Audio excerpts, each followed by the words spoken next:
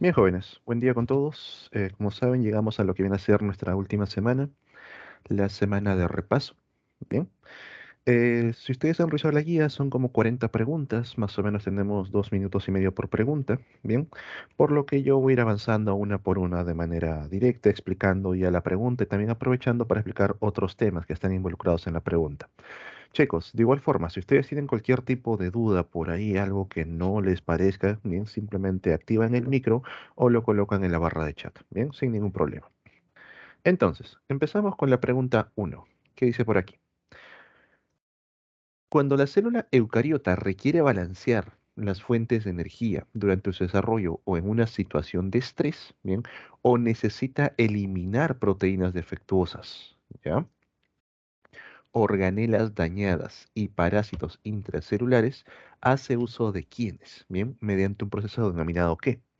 Básicamente, cuando una célula tiene que eliminar compuestos propios, bien proteínas defectuosas, organelas dañadas, o por ejemplo, cuando por ahí una célula de defensa ha atrapado a un pequeño organismo, bien y necesita eliminarlo de una u otra forma, va a utilizar los llamados lisosomas, que son las organelas encargadas de poder degradar. Recuerda que los lisosomas están formados directamente solo por una membrana que va a rodear un conjunto de moléculas llamadas enzimas. Estas enzimas son las encargadas de degradar todo ese tipo de compuestos. Ahora, los lisosomas van a hacer tres tipos de eventos. Uno, conocido como la autofagia, cuando la célula necesita degradar compuestos propios, comerse a sí mismo. Bien, una mitocondria que por ahí ya cumplió el ciclo, por ahí no evacuó la que pueda estar dañada, los lisosomas se encargan de degradarlo. Otro es el proceso de apoptosis, cuando una célula ya cumplió su ciclo de vida o cuando una célula, por ejemplo, ha sido atacada por un virus, o algún agente mutagénico, la célula ha mutado y para evitar hacer daño, la célula se marca a sí misma para morir. Y mediante eso viene otra célula y utiliza los lisosomas para degradar a esta célula marcada.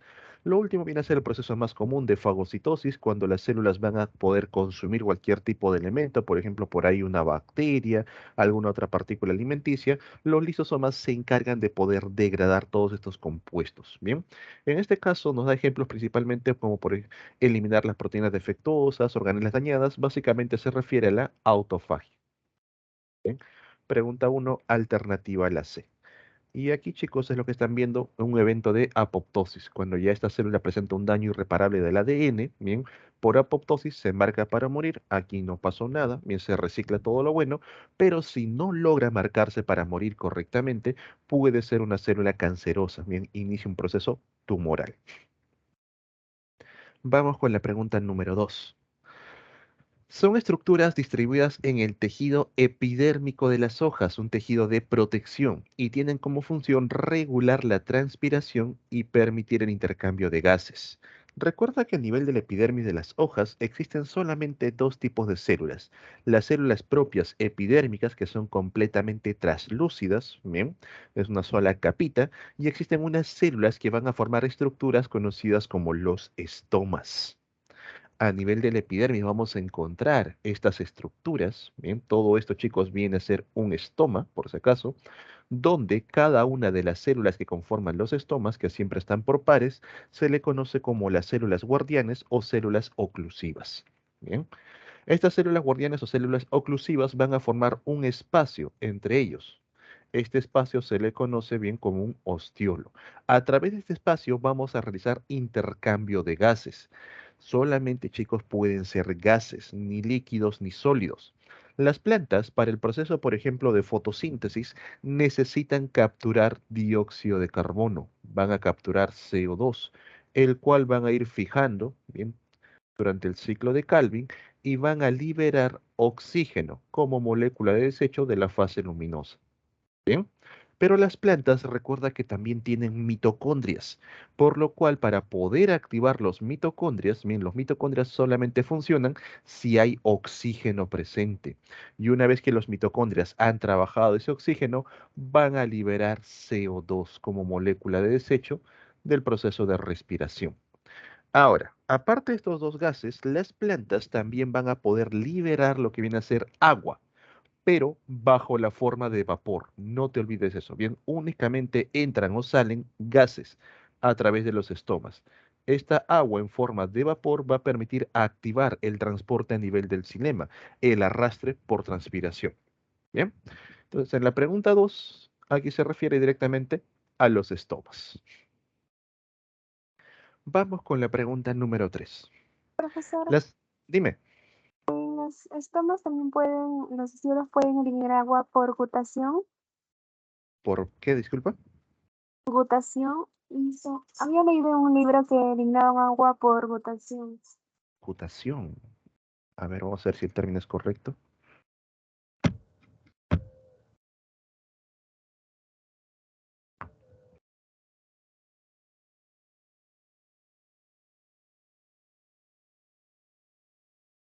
Ah, ya, no, no, no, no. La gutación no tiene que ver con los estomas, se refiere a otro proceso muy directo. Ustedes han visto, por ejemplo, que a nivel de las hojas hay una especie de nervadura, ¿cierto? Y estas nervaduras van justo hacia los bordes y generan un borde aserrado. Cuando hay demasiada presión a nivel de las raíces, cuando se absorbe demasiada agua, a través de estas pequeñas puntitas de las hojas, donde terminan las nervaduras, se elimina el exceso de agua, ¿bien? Y son unos poros especiales, no son directamente los estomas, ¿ok? Eso es la agutación, por si acaso. ¿Ya? Listo. Gracias por la participación.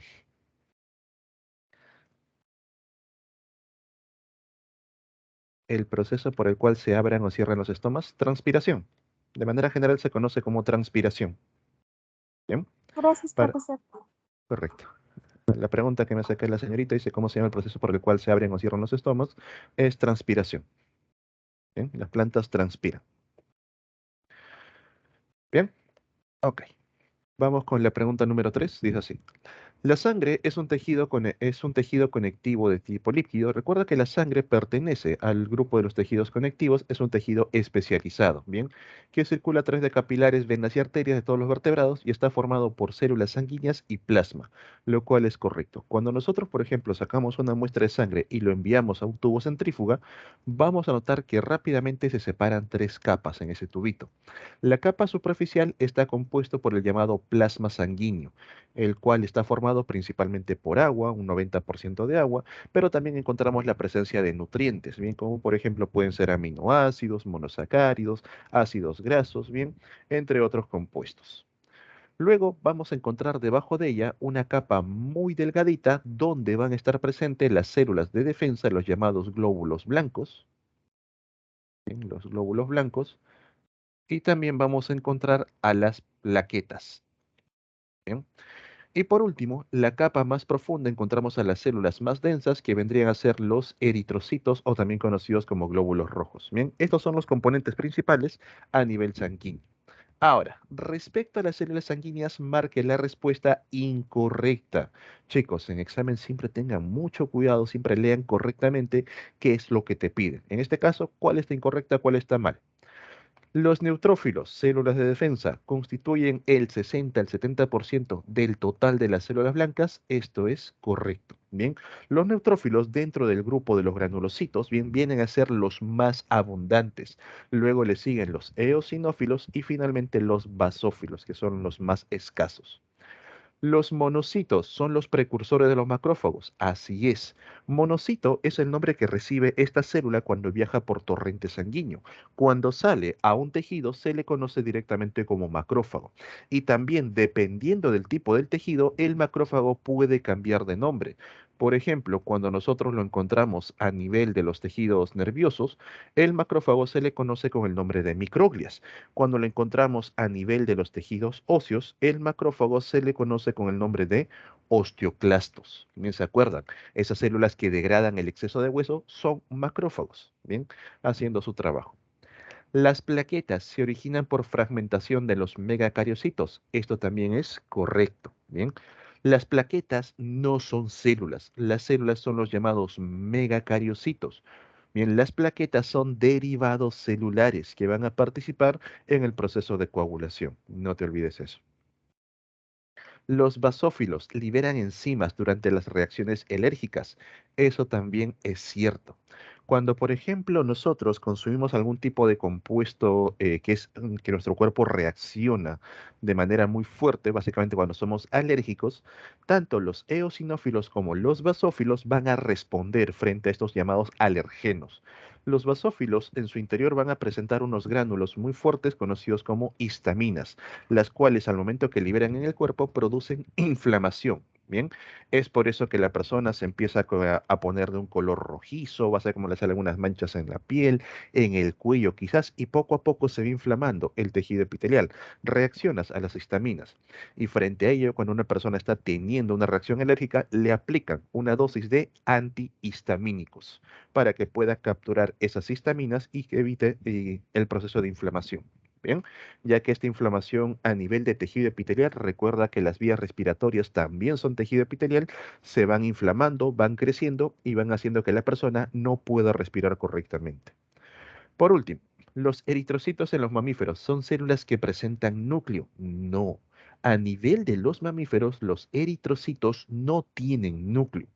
En otros organismos como los peces, por ejemplo, sí, ahí sí tienen núcleo. En los mamíferos no, por temas evolutivos.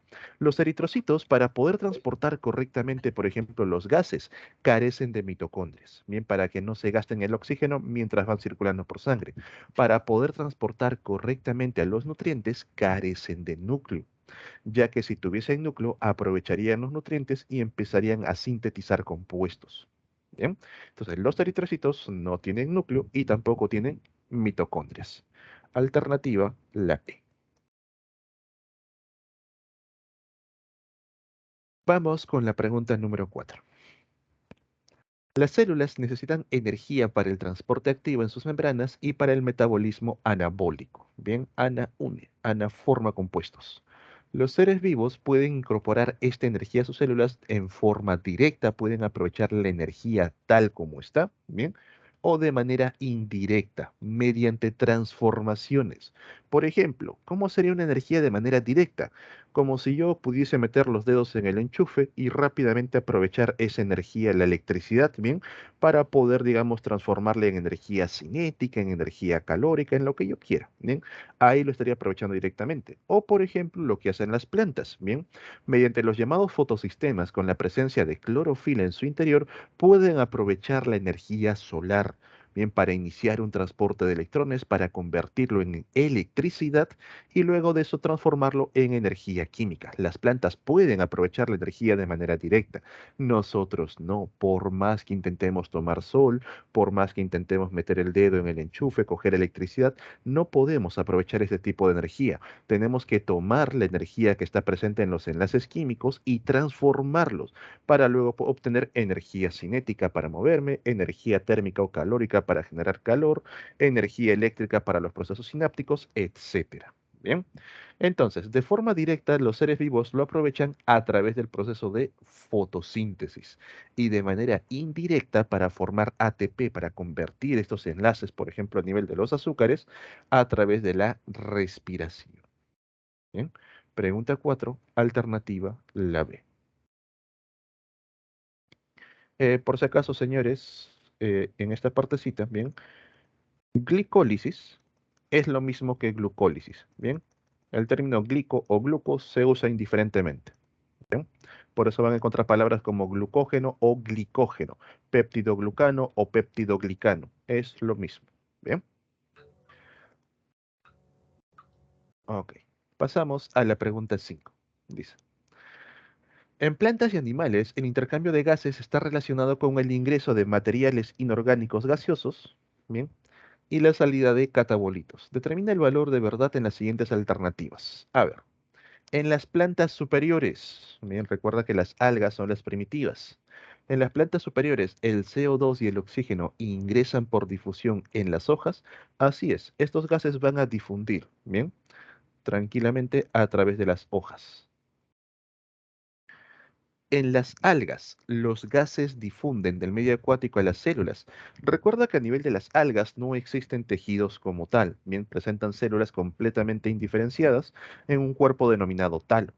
De manera general, como las algas están rodeadas completamente de agua, ahí las células pueden aprovechar directamente los nutrientes y también los gases disueltos. Bien, esto también es. Verdadero. ¿El intercambio de gases en los insectos se realiza por branquias? No. A nivel de los artrópodos, el grupo de los insectos no emplea las llamadas branquias. Los insectos van a emplear unas estructuras conocidas como tráqueas. En el cuerpo de los insectos, en la parte lateral, vas a ver unos orificios llamados estigmas, a través de los cuales ingresan los gases y pasan directamente a las tráqueas, las cuales se van haciendo cada vez mucho más finos y ahí las células pueden aprovechar a los gases. Bien, dentro del grupo de los artrópodos, quienes van a presentar a las branquias vienen a ser los crustáceos. Estos organismos ya desarrollaron branquias y por eso, pues directamente son marinos. Bien, principalmente. En el caso, por ejemplo, de los arácnidos, utilizan una estructura conocida como el pulmón en forma de libro para realizar intercambio gaseoso. Lo último, en la lombriz de tierra, el intercambio se realiza a través de su cutícula. Eso es correcto. Bien, las lombrices de tierra tienen la llamada respiración cutánea. A nivel de la cutícula, una membrana que siempre permanece húmeda, recuerden eso chicos, los gases tienen que estar disueltos en humedad, los vasos dentro del animal son muy superficiales, permitiendo que en la parte de epitelial, en la parte de la cutícula, ocurra un intercambio gaseoso. Es por eso que, por ejemplo, cuando tú riegas tu jardín, tu maceterito, en estos lugares donde se han formado pocitos de agua, las lombrices rápidamente acuden. Como es una zona húmeda, tiene gases disueltos, ahí respiran con mayor tranquilidad, con mayor facilidad.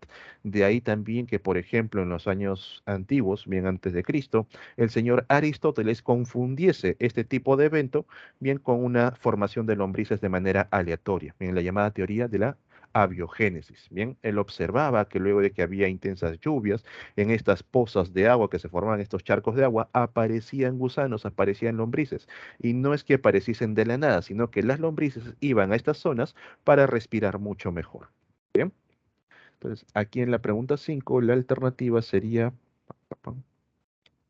alternativa D. Bien, la alternativa D. Ok, vamos con la pregunta número 6. A ver. Durante una excavación para la construcción de un centro comercial en una ciudad costera, se encontraron rocas con unas impresiones pertenecientes a cierto animal acuático. Rocas con impresiones, unos grabados. Este hallazgo permitió establecer que en un pasado esta zona estuvo cubierta por el océano. ¿Qué rama de la biología se encarga del estudio de estos restos? Te están hablando directamente de restos fósiles. Y los restos fósiles son parte de la llamada paleontología. Ahora, chicos, recuerda, a nivel general, la paleontología no solamente estudia los restos fósiles de animales y plantas, bien, también puede haber restos fosilizados de otros organismos. Vamos a encontrar por ahí bacterias que han quedado impregnadas en algunas rocas, protozoos e incluso virus que han quedado ahí presentes de manera fosilizada. Muy aparte de los fósiles, la paleontología también va a estudiar cualquier resto de algún ser vivo, incluyendo los virus, que haya quedado de alguna manera por ahí grabada. Puede ser, por ejemplo, congelados, puede ser en el, en el llamado permafrost, en los registros de hielo, etcétera. Ya les mencioné durante clase que los paleontólogos, o bueno, los biólogos de manera general, cuando van a la Antártida, es muy común sacar los registros de hielo, donde van a sacar unos tubos de hielo muy largos, bien, unos cilindros bastante largos, y van cortando capa por capa. En esas capas han encontrado bacterias primitivas, han encontrado virus primitivos, protozoos, entre otros, bien. Y todo eso le corresponde a la paleontología, no solamente los restos fósiles, sino cualquier tipo de indicio de un organismo antiguo. Porque la propia palabra indica eso. Paleo es antiguo. Onto significa ser y logos estudio. Bien, el estudio de los seres antiguos. Bien, vamos con la pregunta 7. Dice así. Entre las macromoléculas que forman parte de los seres vivos, bien, las cuatro principales, existe un grupo con una diversidad de funciones bastante versátiles. Estas biomoléculas están compuestas por carbono, están compuestas por hidrógeno, oxígeno, nitrógeno e incluso azufre. ¿Bien? ¿A quién hace referencia la descripción? Recordad que nosotros tenemos cuatro tipos de biomoléculas principales. Número uno, los carbohidratos. Los azúcares únicamente están formados por carbono, hidrógeno y oxígeno. Nada más, no es la clave. Número 2, tenemos a los lípidos. En el caso de los lípidos, sí vamos a encontrar la presencia de carbono, hidrógeno, oxígeno nuevamente, como también la presencia de nitrógeno e incluso fósforo en los llamados lípidos complejos. Ahí encontramos los esfingolípidos que tienen un grupo amino, encontramos los fosfolípidos que tienen un grupo fosfato, pero los lípidos no son muy versátiles, no tienen muchas funciones en sí. Luego tenemos a los ácidos nucleicos. Los ácidos nucleicos tienen presencia de carbono, hidrógeno, oxígeno, nitrógeno y un grupo fosfato. Difícilmente vamos a encontrar compuestos azufrados en estos ácidos nucleicos. Por último, nos quedan el grupo de las proteínas. Las proteínas están formadas por un grupo amino, donde hay presencia de nitrógeno, y un grupo carboxilo, un COOH. Bien, entonces en las proteínas vamos a encontrar a estos compuestos. Profe, ¿y el azufre dónde está presente? Al momento que se va a conformar una proteína, recuerda que las proteínas en su estado inicial vienen a ser uniones entre aminoácidos, ¿bien? Y tenemos una gran cantidad de aminoácidos, entre 12 a 14, los cuales pueden concatenarse de maneras distintas. Pregunta, chicos, coloquen en el chat cómo se llama este enlace que se forma entre los aminoácidos. ¿Bien? Entonces, cuando los aminoácidos se van concatenando uno con otro, a esta estructura que se forma de manera inicial se le conoce como una estructura primaria. Los aminoácidos, bien las proteínas de forma general, van a ir adquiriendo otras formas. Estos aminoácidos ahora pueden adquirir, por ejemplo, la forma de láminas plegadas, también llamadas las láminas beta, o a manera de hélice, de forma curvada, conocido como las hélices alfa. A esto se le conoce como una estructura secundaria.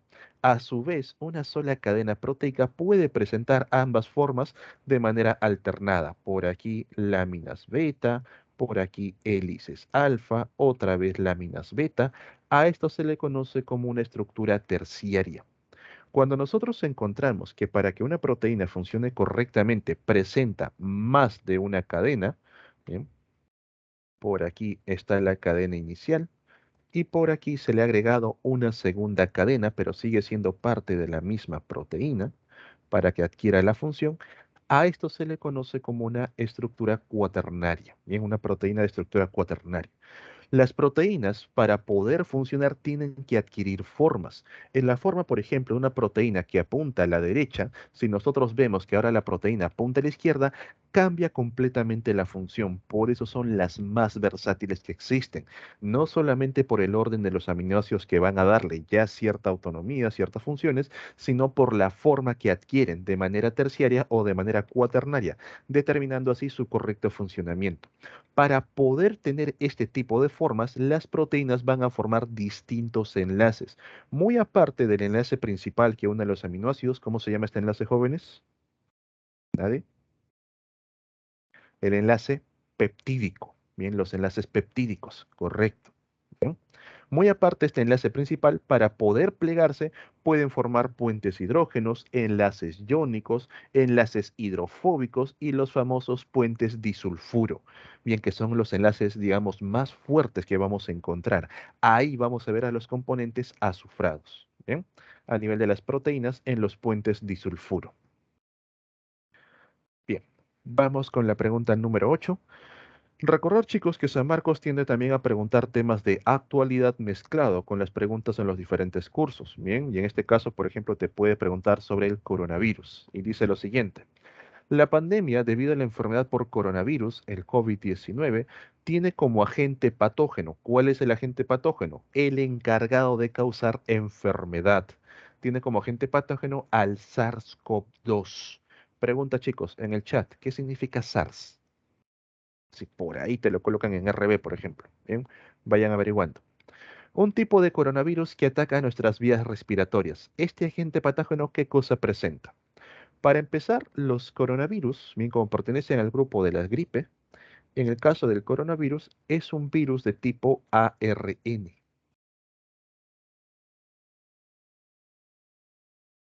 A su vez, es un virus de tipo envuelto, en cuya superficie, bien, el término corona se refiere a las proteínas de reconocimiento que presenta, que tienen una forma como si fuese de una coronita, unas puntitas. Estas proteínas de reconocimiento que reconocen muy bien a las células del aparato respiratorio, a las células de las membranas, los alveolos, por eso que son las que infectan y destruyen, estas proteínas, chicos, se les conoce como las proteínas Spike. La parte que se encarga de reconocer a las células ingresa e inicia el proceso de replicación. Bien, entonces, ¿este patógeno qué cosa presenta? ADN y ARN. De manera general, señores, los virus solamente pueden presentar un solo tipo de carga genética. O son ADN o son ARN. Y en el caso de los corona, que son gripe, son ARN. ¿Presentan retrotranscriptasas? No, no son virus que van a tener este tipo de enzimas, no realizan el proceso de retrotranscripción. Cabeza icosaédrica y una presencia de cola, no. Esta cabeza icosaédrica y la cola le pertenecen a los llamados bacteriófagos, los fagos, los que tienen la carga genética en la parte de la cabecita, ¿bien? Y tienen una colita o un sistema de anclaje que le permite poder unirse al cuerpo bacteriano. Atacan únicamente bacterias. Simetría helicoidal, no. La simetría helicoidal es la que tiene forma de hélice, donde la carga genética va en el centro, bien, y las proteínas, los llamados capsómeros, van rodeando a la carga genética, adquiriendo una forma alargada o abastonada. Esa es la simetría helicoidal. En el caso del coronavirus, aquí lo he dibujado como bolita, pero realmente es un icosaedro, bien, tiene simetría icosaédrica. ARN como genoma, correcto. Bien, el coronavirus presenta el ARN como carga genética. Y la pregunta, chicos, ¿qué significa SARS? ¿Qué cosa es SARS?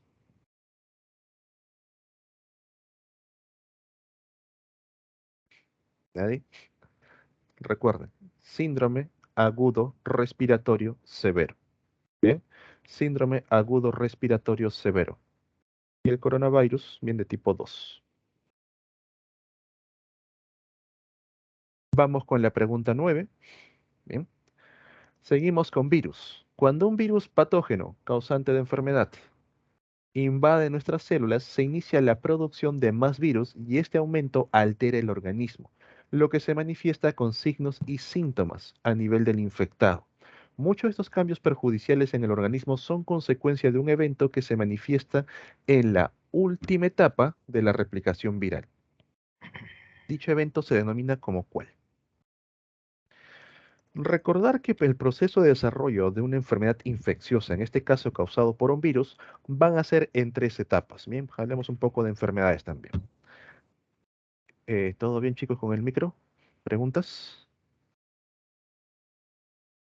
Silencio, porque por ahí alguien se ha olvidado. Listo.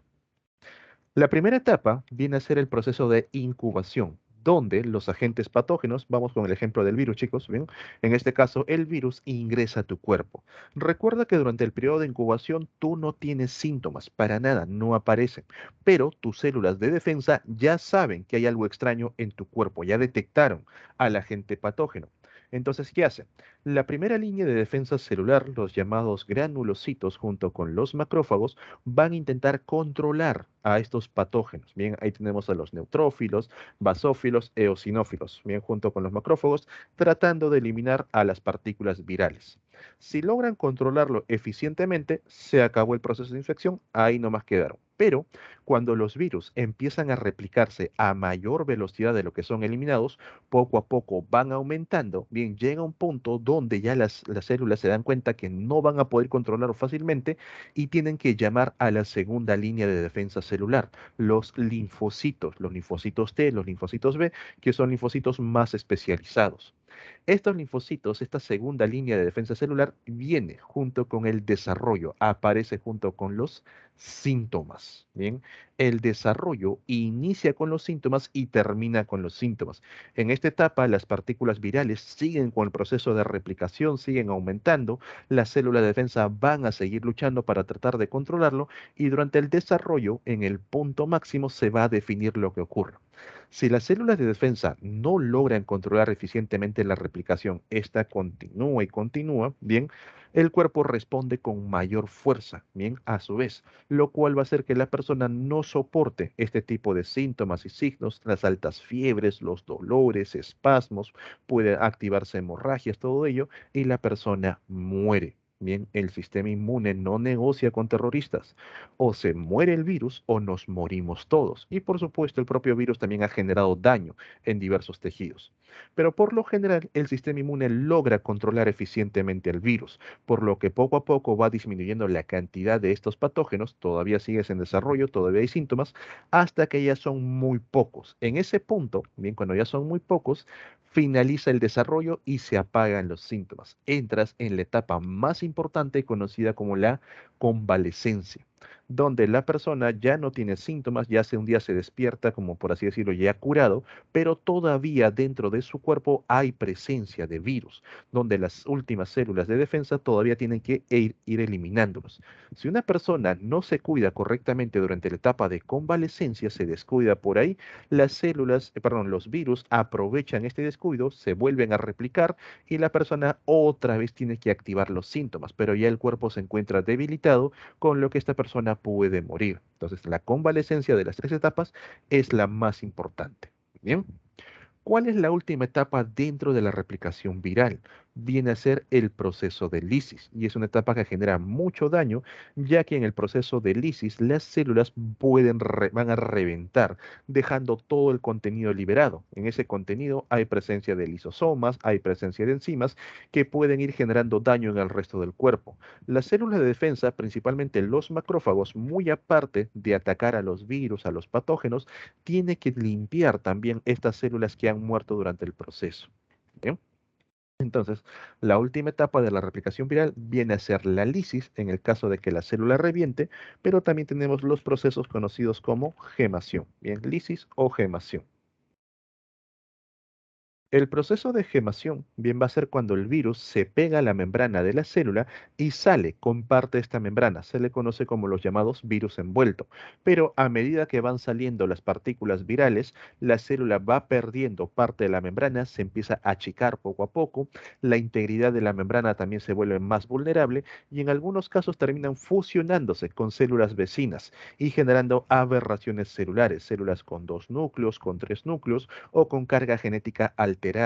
Por eso que es muy común que los virus generen células tumorales, como es el caso, por ejemplo, señoritas, ustedes ya tienen que estar vacunadas contra el virus del papiloma humano, el VPH. Este virus, al momento que infecta el cuello uterino, va a generar células tumorales, las cuales a la larga pueden desencadenar en procesos cancerígenos. Bien, ¿todo por qué?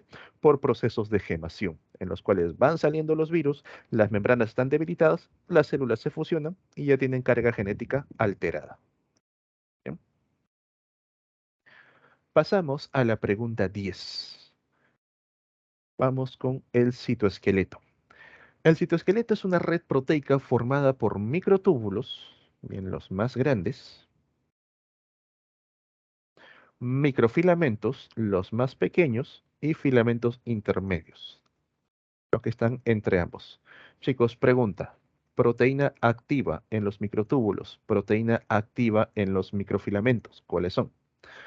Esta estructura confiere diversas propiedades a la célula volviéndola dinámica de acuerdo a la polimerización. Se refiere de acuerdo a la forma que van a tomar estas proteínas y despolimerización de sus componentes. Del siguiente listado determine el evento que no implica a lo que viene a ser al citoesqueleto, básicamente donde no participa el citoesqueleto. ¿Mm? Diapedesis. Profe, ¿qué es diapedesis? Por ejemplo, nosotros cuando digamos tenemos por ahí nos picó un zancudo y ha dejado microorganismos en células musculares, pero a nivel de la mano. Bien, entonces en la mano tienes, en los músculos de la mano, tienes por ahí patógenos, cosas extrañas. Tus células de defensa rápidamente se activan y salen de los centros como por ejemplo los ganglios, bien que están a nivel del cuello, las axilas, la entrepierna. Estas células de defensa van a viajar por el torrente sanguíneo, que es la forma más rápida de poder llegar, y cuando se encuentran justo en esta zona de infección, ¿bien? Correcto, tubulina y actina, Cuando se encuentran en la zona de acción, las células de defensa utilizan al citoesqueleto para poder filtrar a través de los capilares, como que se adhieren pared con pared, membrana con membrana, bien, y a través de pequeños espacios, no sé si han visto, por ejemplo, los gatos cuando pasan por espacios cerraditos, parece como si se volviesen de agua, las células hacen un proceso similar, bien, van a pasar por pequeños espacios, salen del torrente sanguíneo y llegan en este caso al tejido muscular. Eso es diaperesis. Ahí utilizan el citoesqueleto, bien, ahí sí está presente. Formación del uso mitótico. El uso mitótico son básicamente microtúbulos para poder repartir correctamente las cargas genéticas. Durante el clivaje celular, también para poder dividir las células en 2, en 4, en 8, también participa lo que viene a ser el citoesqueleto. Durante la glucólisis, no. Aquí no tiene nada que ver el citoesqueleto. Bien, movimiento ameboideo, aquí sí. También para que las células puedan formar los pseudópodos y empezar a trasladarse, vamos a encontrar al citoesqueleto. Bien, entonces respondiendo a la pregunta, aquí la alternativa sería la D, la glucólisis. Ahí no implica al citoesqueleto. Y como me dijeron correctamente, los microfilamentos tienen a una proteína móvil conocida como la actina. Bien, recuerda que los microfilamentos únicamente se desarrollan pegados a la membrana, nada más, permitiéndole poder contraerse, poder atrapar una bacteria, desplazarse de un punto a otro. Los microtúbulos tienen a una proteína resistente conocida como la tubulina, la cual va a permitir formar unas estructuras muy resistentes y que básicamente le dan la forma a la célula, como si fuesen las columnas dentro de la célula. ¿Bien? Pasamos a la pregunta 11. Se identifica a un animal acuático con múltiples poros a lo largo del cuerpo por donde ingresan partículas de alimento, o alimento particulado, alimento pequeño, y realizan la digestión en el interior de las células. ¿Bien? En otras palabras, estos organismos presentan digestión intracelular. ¿Y qué cosa viene a ser la digestión? La digestión es la conversión de alimentos en nutrientes. Bien, siempre les he mencionado esto en clase. ¿Qué cosas son los alimentos? Es la materia compleja, la que ustedes, por ejemplo, han adquirido en el desayuno. Un pedazo de pan, que vienen a ser polisacáridos, por ahí un queso, que también son polisacáridos, una paltita, un huevo, un calentado de ayer, puede haber presencia de proteínas, presencia de lípidos, bien glucolípidos, entre otros, es materia compleja. Esta materia compleja, conocida como alimento, debe ser transformada en nutrientes. En el caso de los azúcares, bien, los polisacáridos van a ser transformados en monosacáridos, la forma más simple, más básica. En el caso de los lípidos, estas cadenas grasas van a ser transformadas en el alcohol lineal, que viene a ser el glicerol, y los ácidos grasos, los ácidos libres. En el caso de las proteínas, van a ser degradados hasta separar a los aminoácidos. Y también, junto con todo ello, nosotros consumimos ácidos nucleicos. Estamos consumiendo células, hay ADN, hay ARN. Estos ácidos nucleicos también van a ser degradados en nucleótidos y luego a sus formas simples. Una pentosa, bien, un grupo fosfato y las bases nitrogenadas. ¿Ok? Entonces, esto es el proceso de digestión. En el caso de este animal, dicen que la digestión ocurre dentro de las células. Las células van a capturar el alimento y lo van a transformar en nutriente. También vamos a encontrar otros tipos de digestiones, como por ejemplo la digestión extracelular, la cual ocurre en dos etapas. Primero, de manera externa, de manera extra, donde el animal captura el alimento y dentro de una cavidad ese alimento grande va siendo degradado a alimento pequeño, alimento particulado, pero sigue siendo alimento, todavía no es nutriente, porque luego ocurre la digestión intra. Las células van a capturar estas partículas alimenticias y recién ahí lo convierten en nutrientes. Entonces, es una digestión en dos etapas. Y por último tenemos también la digestión, en este caso como por ejemplo la presentamos nosotros, la digestión extracelular, donde toda la conversión de alimentos a nutrientes ocurre fuera de las células, en cavidades, como por ejemplo en la cavidad bucal, en la cavidad estomacal, en la cavidad intestinal. Durante todo este proceso convertimos el alimento completamente en nutrientes y las células a nivel de intestino bien únicamente absorben nutrientes, ya no tienen la necesidad de realizar digestión. Bien, entonces son tres tipos de digestión. En este caso, dentro de este grupo, los organismos que únicamente pueden realizar digestión intracelular, los animales, mejor dicho, vienen a ser los poríferas, las esponjas. Son los únicos animales que presentan digestión intracelular. Bien. Profe, y aparte de ellos, ¿qué otro organismo realiza digestión intracelular? Los protozoos, pero no son animales. Bien. Los protozoos también realizan digestión intracelular, las amebas, los paramecios por ahí. ¿Ok? Pregunta 11, alternativa, la D. Los poríferos, las esponjas de mar.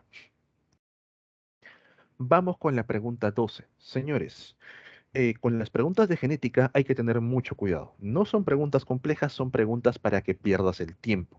¿Ok? Entonces trata de ser bastante práctico al momento de solucionarlo. Te dicen lo siguiente, una mutación génica autosómica, ¿a qué se refiere?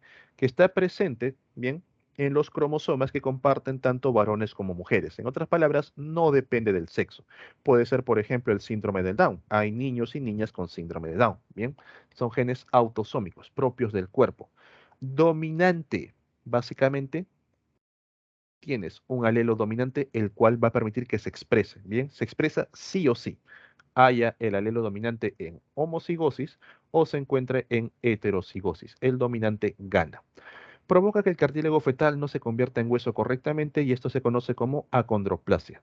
Al respecto de los siguientes matrimonios, ¿cuál tendrá 25% de los hijos sanos? Entonces, esta mutación es dominante. Bajo cualquier forma que presente un alelo dominante se va a expresar. Bien, aquí se expresa.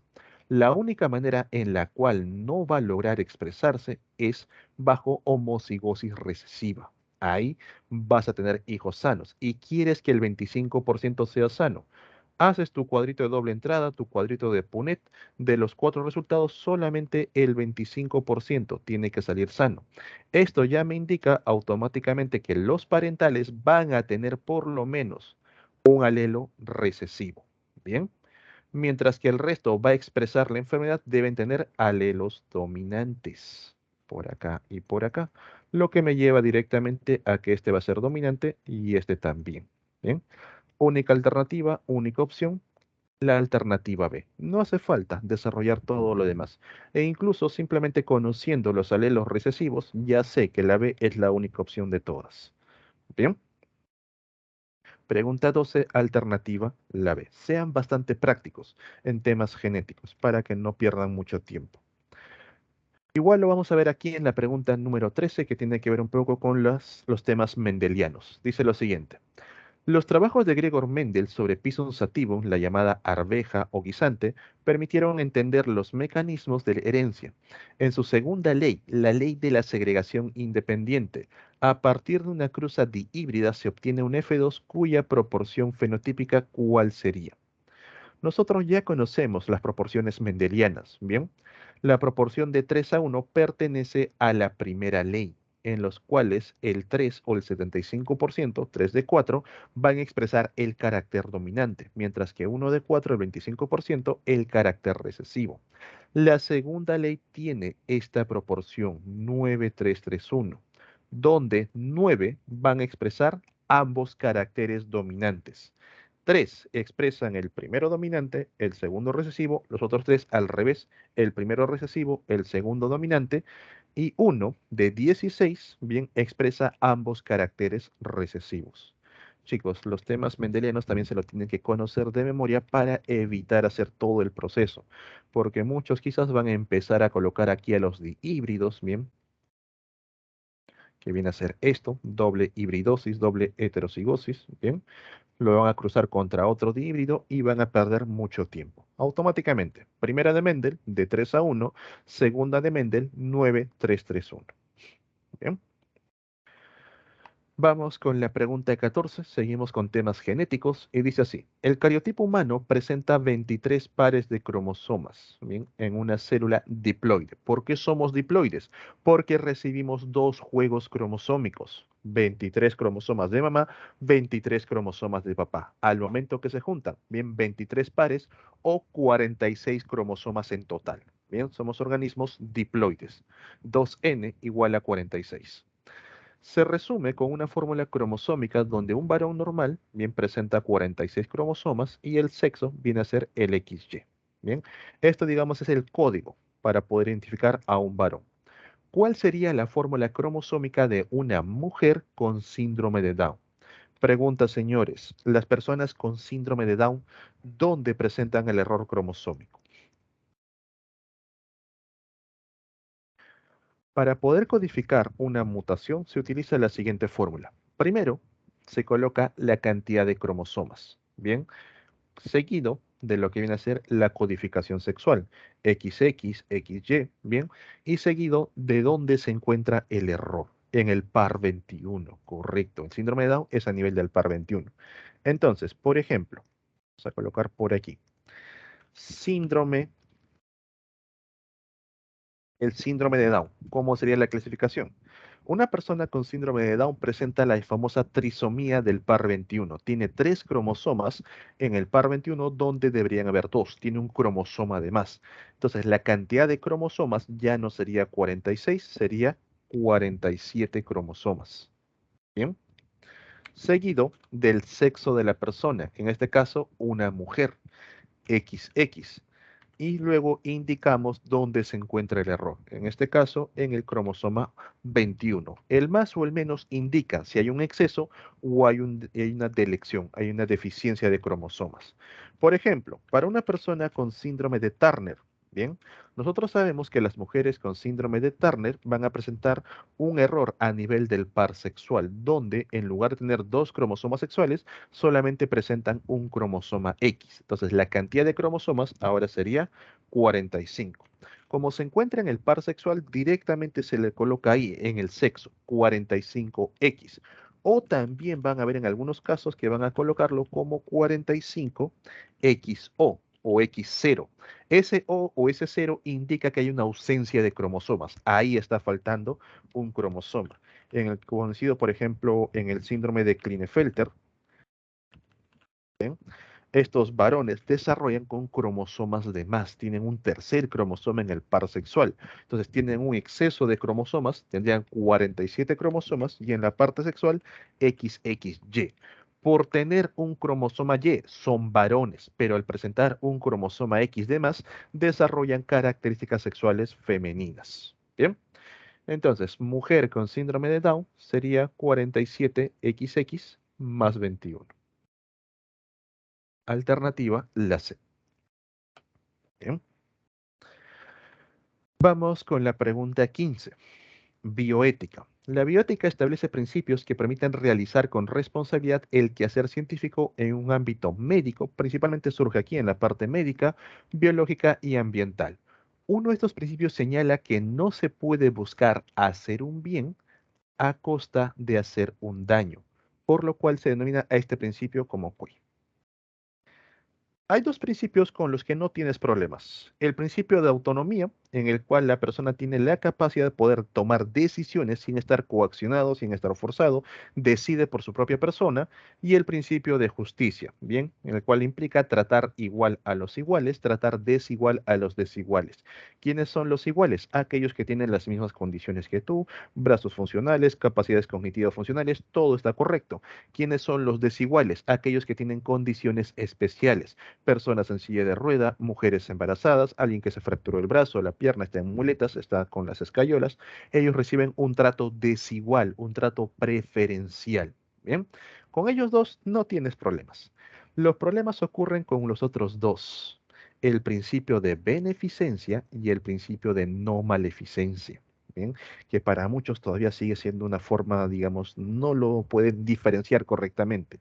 El de beneficencia es este. Bien, el cual no se puede hacer el bien a costa de hacer un daño, por si acaso. Eso es beneficencia. Tenemos que actuar de manera correcta, sí o sí. Como por ejemplo, voy al médico. Bien, el médico va a buscar curarme, por ahí tengo cierto tipo de dolencias, pero me oculta los tratamientos baratos.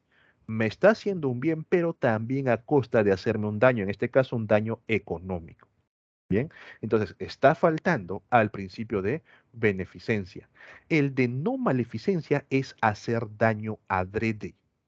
Cuando un médico, una persona te hace daño bien, de manera directa. Por ejemplo, es muy común que por ahí ocurra un tiroteo, bien, entre la policía y los delincuentes y quedan heridos de ambos lados. Las dos personas son llevados al hospital y si el médico no quiere atender al delincuente o cuando está atendiendo al delincuente, bien, veo que el delincuente ya tiene bastante historial por ahí, le corto un tendón, le corto por ahí un ligamento para que no pueda caminar, no pueda desplazarse, una ruptura de médula, bien, ahí estoy haciendo daño adrede. Ahí está faltando al principio de no maleficencia y a su propio principio médico. Tiene que tratar a ambos por igual. Bien, entonces beneficencia cuando hace un bien pero a costa de hacer un daño y no maleficencia, bien, lo faltas este principio cuando haces daño adrede. El de no maleficencia te dice que no tienes que hacer daño a una persona. Bien, como les digo chicos, estos principios principalmente surgieron en el ámbito médico para evitar todo este tipo de controversias. ¿Ok? Pregunta 15, alternativa la A, de beneficencia. Hacer el bien, sí, evitando hacer el daño. En la pregunta 16 vamos con temas sobre las teorías evolutivas. Dice lo siguiente, la teoría de la herencia de los caracteres adquiridos se basa en la hipótesis del uso y desuso de sus partes y tomó como ejemplo el desarrollo del cuello de las jirafas. ¿Fue propuesta por quién? Recordar que nosotros hemos observado de manera normal que cuando utilizamos ciertas estructuras de nuestro cuerpo, esta estructura se desarrolla más allá de lo normal. Por ejemplo, en la parte gimnasta, estas personas que van a cargar pesas todos los días, están entrenando, vas a ver cómo los brazos empiezan a engrosar, la persona empieza a sacar mayor, digamos, pecho para poder resistir a todo el peso. Las personas que hacen, digamos, carreras, bien, corren los 200, 300 metros planos, correcto, bien. Estas personas vas a notar cómo empiezan a desarrollar las piernas. Las personas que realizan natación empiezan a desarrollar un tórax más ancho, brazos más fuertes, piernas más resistentes. Es parte de algo que se conoce como adaptación. Bien, los seres vivos tienden a poder adaptarse frente a los distintos estímulos. Un error muy grave es pensar que estas adaptaciones van a pasar a la siguiente generación, ya que la gran mayoría de estas no llegan a niveles genéticos. Pero, en este caso, el señor Jean-Baptiste de Monnet, caballero de Lamarck, bien, en esas épocas recordar que todavía no se tenía ni idea de lo que viene a ser la genética, por lo que le parecía razonable que cuando nosotros usamos nuestras partes o dejamos de usar, estas se van desarrollando o empiezan a desaparecer y que puede pasar generación tras generación, porque él observaba que una persona, por ejemplo, que era una persona robusta, bastante grande, sus hijos también tenían estas características robustas, bastante grandes, mientras que otra persona que era completamente escuálida, sus hijos también tenían estas características escuálidas, ¿bien? No sabían todavía nada sobre lo que tiene que ser la genética y la herencia, pero como que le daba ciertas ideas, y eso fue lo que planteó en su teoría de herencia de los caracteres adquiridos, ¿bien? Como que le damos su punto bueno, a pesar del error que cometió. Pasamos a la pregunta 17. Dice así, los insectos tienen el sistema digestivo muy variado dependiendo del tipo de alimentación. Así es, sobre todo en la parte bucal. Bien, en general este sistema tiene una parte anterior de la boca hasta la parte que conecta con la molleja, bien, tiene una parte media, desde los cigos gástricos hasta la parte intestinal, y una posterior que básicamente es el intestino grueso. Más que la función que caracteriza a la parte media, que ocurre a nivel del llamado intestino medio. Chicos, atentos por aquí.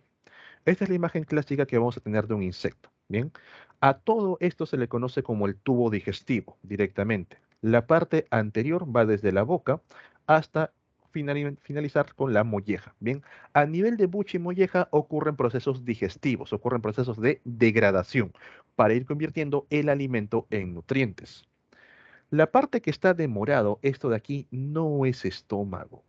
Bien, esto es intestino, por si acaso, intestino delgado. Y esta zona, conocida como la parte media, involucra a los ciegos intestinales o ciegos digestivos o ciegos gástricos y al propio intestino delgado en sí. Bien, entonces, ¿qué ocurre en esta zona? A nivel de los ciegos todavía ocurren procesos de degradación. Ahí vamos a encontrar bacterias que ayudan a degradar el alimento. Ocurre digestión y a nivel del intestino delgado, que es el resto del tubo, ocurren procesos de absorción de nutrientes. Alternativa la A. En los insectos, a su vez, vamos a encontrar que una vez que se han absorbido los nutrientes, el resto vienen a ser sustancias de desecho, van a pasar a la parte final, que es intestino grueso, y este intestino grueso se junta con los tubos de Malpighi.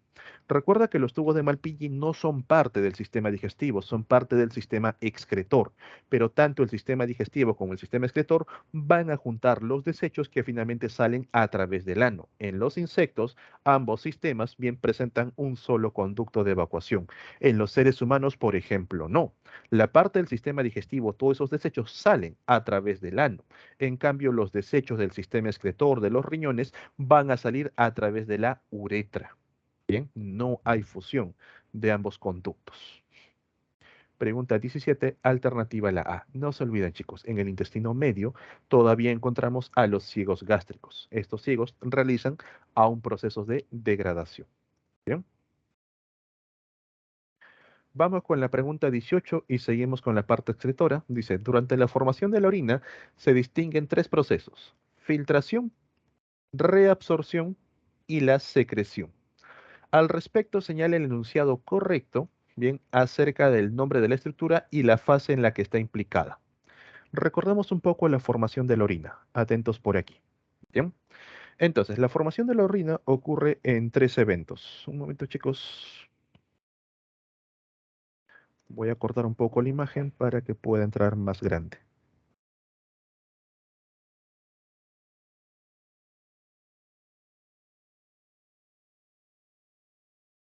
Ahí está. Bien. A esta estructura que tenemos en pantalla se le conoce como el nefrón y está formada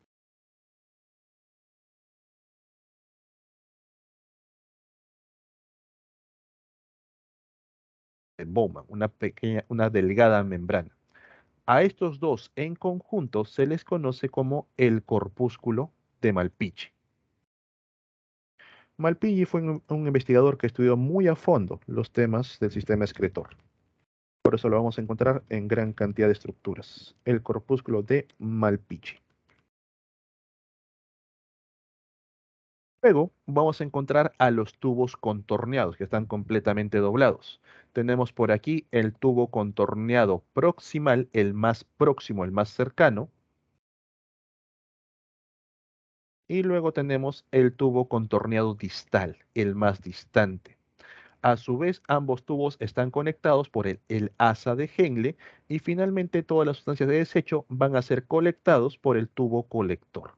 Bien, entonces en estas estructuras van a ocurrir los procesos para formar la orina. A nivel del corpúsculo de Malpighi ocurre el proceso de filtración.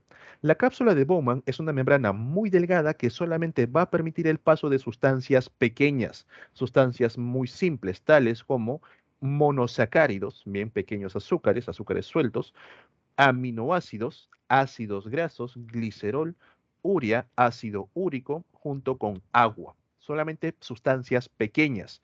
Proteínas no atraviesan, polisacáridos no atraviesan, lípidos, bien, así de manera compleja, no lo atraviesan, y células tampoco. Ninguno de ellos puede atravesar la cápsula de Bowman porque son muy grandes, muy complejos, solamente sustancias pequeñas. Entonces, ¿qué ocurre con estas proteínas, por ejemplo, que son proteínas de desecho, que ya cumplieron su función? Los fármacos, las hormonas, entre otros. Como no pueden atravesar la cápsula de Bowman, van a ser secretados directamente de los tubos contorneados, ¿bien? O hacia el tubo colector, ¿bien? Entonces, estos directamente van a ingresar al tubo contorneado, al tubo colector, para formar parte de la orina. El proceso de reabsorción ocurre nuevamente aquí, en los tubos contorneados y también parte en el tubo colector. Profe, ¿y qué es eso? Normalmente durante el día se van a filtrar 180 litros de sangre, pero nosotros no tenemos tal cantidad de sangre y no podemos perder tampoco tanta cantidad de líquido. Es por eso que de los 180 litros de sangre que se filtran día a día, que pasan a través de la cápsula de Bowman, a nivel de los tubos contorneados, a nivel del tubo colector, se van a reabsorber principalmente ellos dos. El tubo contorneado proximal reabsorbe el 80% de todo ese líquido, mientras que el tubo contorneado distal reabsorbe el 19%, haciendo un total del 99% que se recupera, con lo que nosotros de los 180 litros nos queda entre 1,5 a 1,8 litros de orina por día. Bien, entonces estos son los eventos que ocurren para poder formar la orina. Entonces, ¿cuál es el enunciado correcto? Glomérulo de Malpighi, filtración glomerular. Bien, esto es correcto. Tubo contorneado proximal, secreción de ácido úrico. No, esto pasa a través de la cápsula de Bowman. Tubo contorneado distal, filtración. No, la filtración es en cápsula de Bowman. Tubo colector, secreción de urea. Tampoco, es a nivel de la cápsula de Bowman. Bien. Glomérulo de Malpighi, secreción de sales. Aquí ocurre simplemente filtraciones. Bien. Pregunta 18, la alternativa sería la A. Chicos, traten de recordar correctamente cada etapa y cada estructura que les pueden preguntar sobre lo que es la formación de la orina. Bien. Pasamos a la pregunta 19. Vamos con vasos sanguíneos. Indique si la característica es de una vena o de una arteria. Sus paredes vasculares son delgadas. ¿Dónde ocurre eso? A nivel de las venas. Las arterias, como tienen que soportar altas presiones, sangre a mucha fuerza, a mucha velocidad, las paredes para evitar romperse son paredes gruesas, ¿bien? Y teniendo un conducto muy delgado, un diámetro muy cerrado, ¿bien? Donde circula la sangre. Poseen válvulas, son las venas. Las arterias no necesitan válvulas, ya que la sangre circula a alta presión y puede llegar a los distintos órganos. Pero cuando la sangre va a regresar al corazón a través de una vena, por ejemplo, va de tu pie al corazón, la sangre poco a poco va subiendo y mientras sigue subiendo, la sangre va pesando. Va a llegar un punto donde la sangre puede ir en contra del sentido. Es ahí donde están las válvulas a nivel de las venas, válvulas antirretrógradas. Al momento que la sangre intenta regresar, las válvulas se cierran y la sangre no va a ir contrasentido. Por abajo va generándose un poco más de presión y las válvulas otra vez se abren y la sangre continúa su recorrido. Bien, entonces las venas tienen válvulas antirretrógradas para evitar procesos de trombosis, por ejemplo. Sus paredes vasculares son anchas y elásticas. Ya por ser anchos sabes que se trata de arterias y por ser elásticos también. Recuerda, por ejemplo, que cuando estás en el hospital y te quieren pinchar por ahí un vaso sanguíneo, te quieren sacar sangre, te quieren colocar algo, lo van a hacer siempre en las venas. Son paredes delgadas, son vasos muy superficiales y no tienen elasticidad. Te colocan la aguja, atraviesan la vena y no pasó nada. Pero cuando quieren, por ejemplo, pincharte una arteria, va a ser mucho más complicado. La pared de por sí es gruesa. Las arterias son profundas, tienen que atravesar mayor tejido. Y a su vez son elásticas. Al momento que la aguja genera presión sobre las arterias se estiran como si fuesen una liga. La aguja sigue generando presión y la arteria, como toda liga, regresa con fuerza y la aguja lo atravesó completamente, generándote una ruptura de los vasos. Bien, devuelven la sangre de los órganos al corazón. Estos son venas. Señores, no se olviden lo siguiente. Bien, la sangre que sale del corazón hacia el resto del cuerpo es a través de arterias. Todo lo que sale del corazón son arterias. Del corazón a los pulmones, arteria pulmonar. Del corazón a los riñones, arteria renal y así. La sangre que regresa al corazón es a través de las venas. Del riñón al corazón, la vena renal. Del hígado al corazón, la vena hepática. De las piernas al corazón, a través de las venas ilíacas y luego la vena cava inferior. Bien, esto chicos no se olvidan. Sale del corazón, arteria. Regresa al corazón, venas. Bien, pregunta 19, alternativa, la A.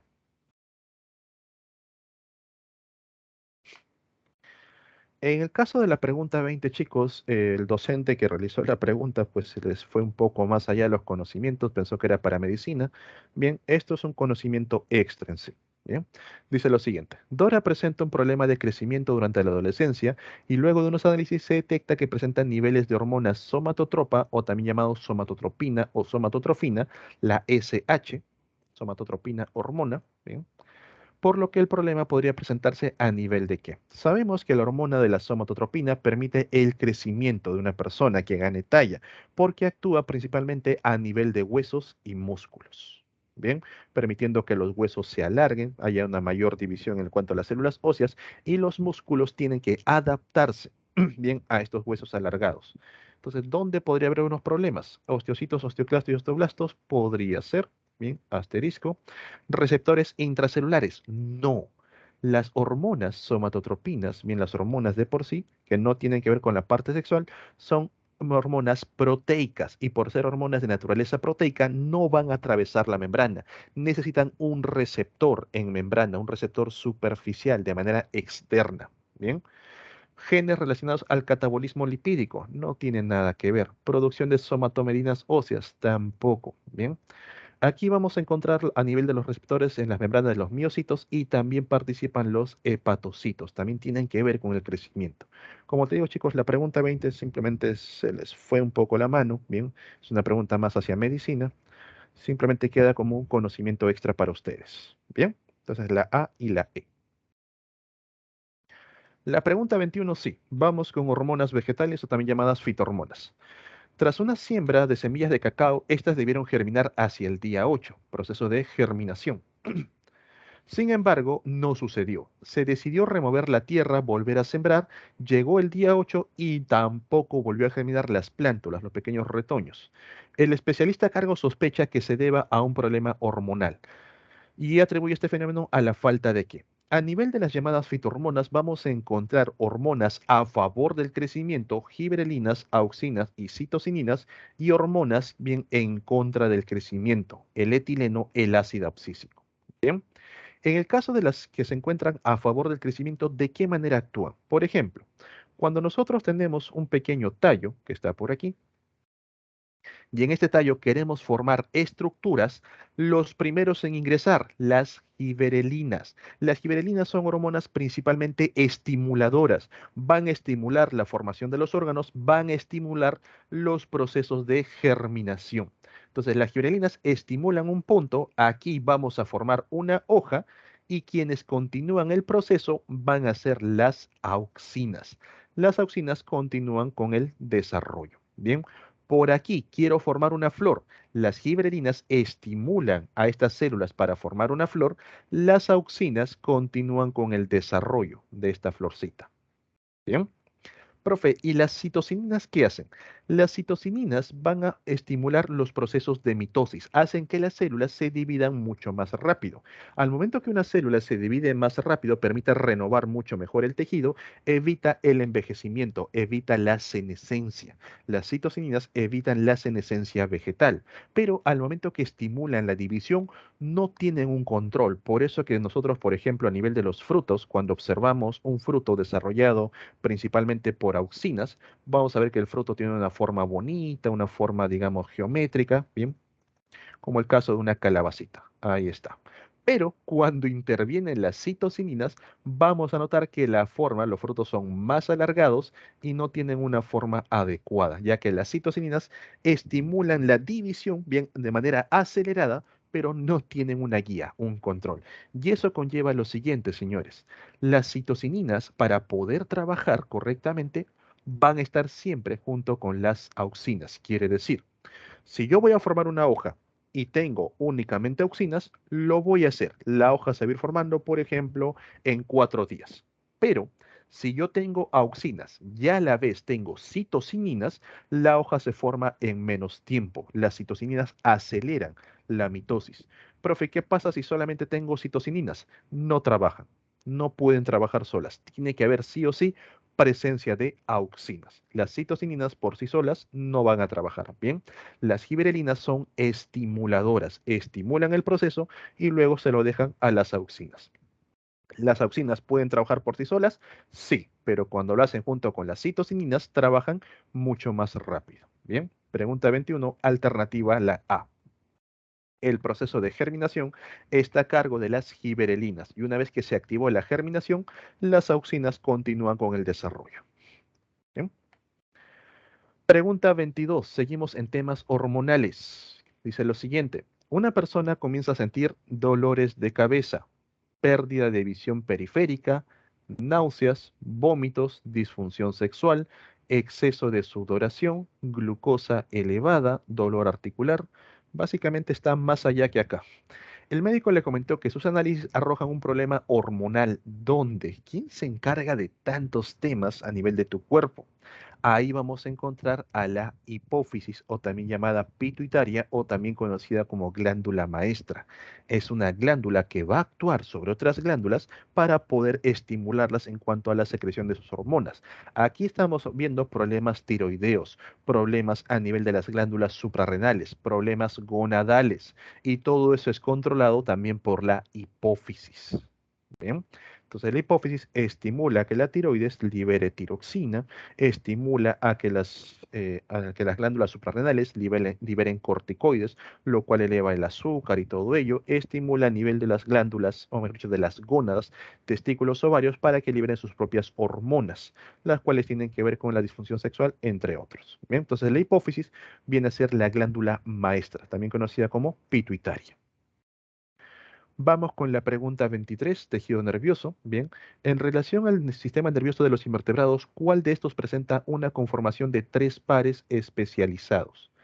Cuando lean esta pregunta acerca de tres pares especializados, pueden cometer el error de pensar que se refiere a tres ganglios, los cuales están conectados entre sí en la parte cefálica formando el anillo circunesofágico o faringeo, bien que viene a ser lo mismo, y el resto de ganglios repartidos por todo el cuerpo. Profe, es un insecto, profe, bueno, es un artrópodo, profe, es un anélido, cualquiera de ellos. No, no te está hablando de tres ganglios, te está hablando de tres pares especializados, zonas donde los ganglios se han agrupado, bien, y se han vuelto mucho más complejos. Te está hablando directamente de los moluscos.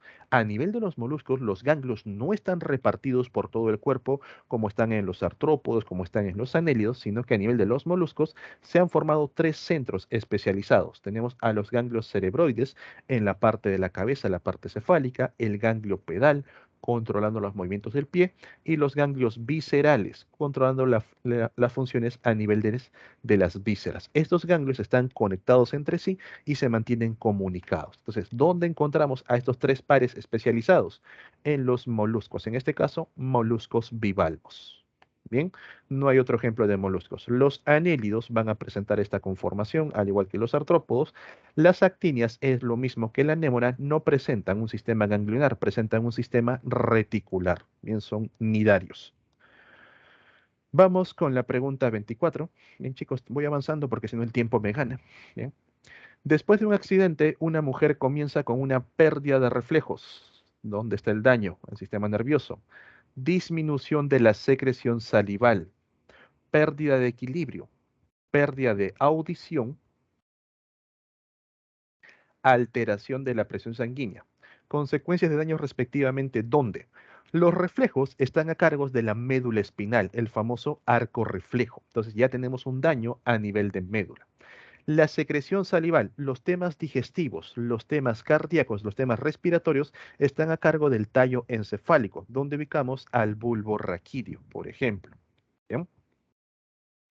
La pérdida de equilibrio a nivel del cerebelo. Recuerda que el cerebelo recibe información tanto de la vista como de los oídos para poder mantener el equilibrio. Por eso que ustedes, por ejemplo, cuando cierran los ojos, cuando están parados, se empiezan a ir hacia adelante, hacia atrás, porque ya no tienen parte de la información y el cerebelo con la información acústica y tal vez un poco del tacto va a tratar de equilibrarse. También ustedes habrán visto que cuando hay una explosión muy fuerte por ahí, las personas en lugar de correr se quedan como que tiradas en el suelo o cuando empiezan a caminar se van de costado para un lado por el otro, no es porque no quieran escapar, sino que debido a la fuerte explosión, la parte acústica ha recibido demasiada información y están aturdidos. El cerebelo no está recibiendo correctamente los datos y es por eso que las personas corren un poco mareadas de un lado al otro.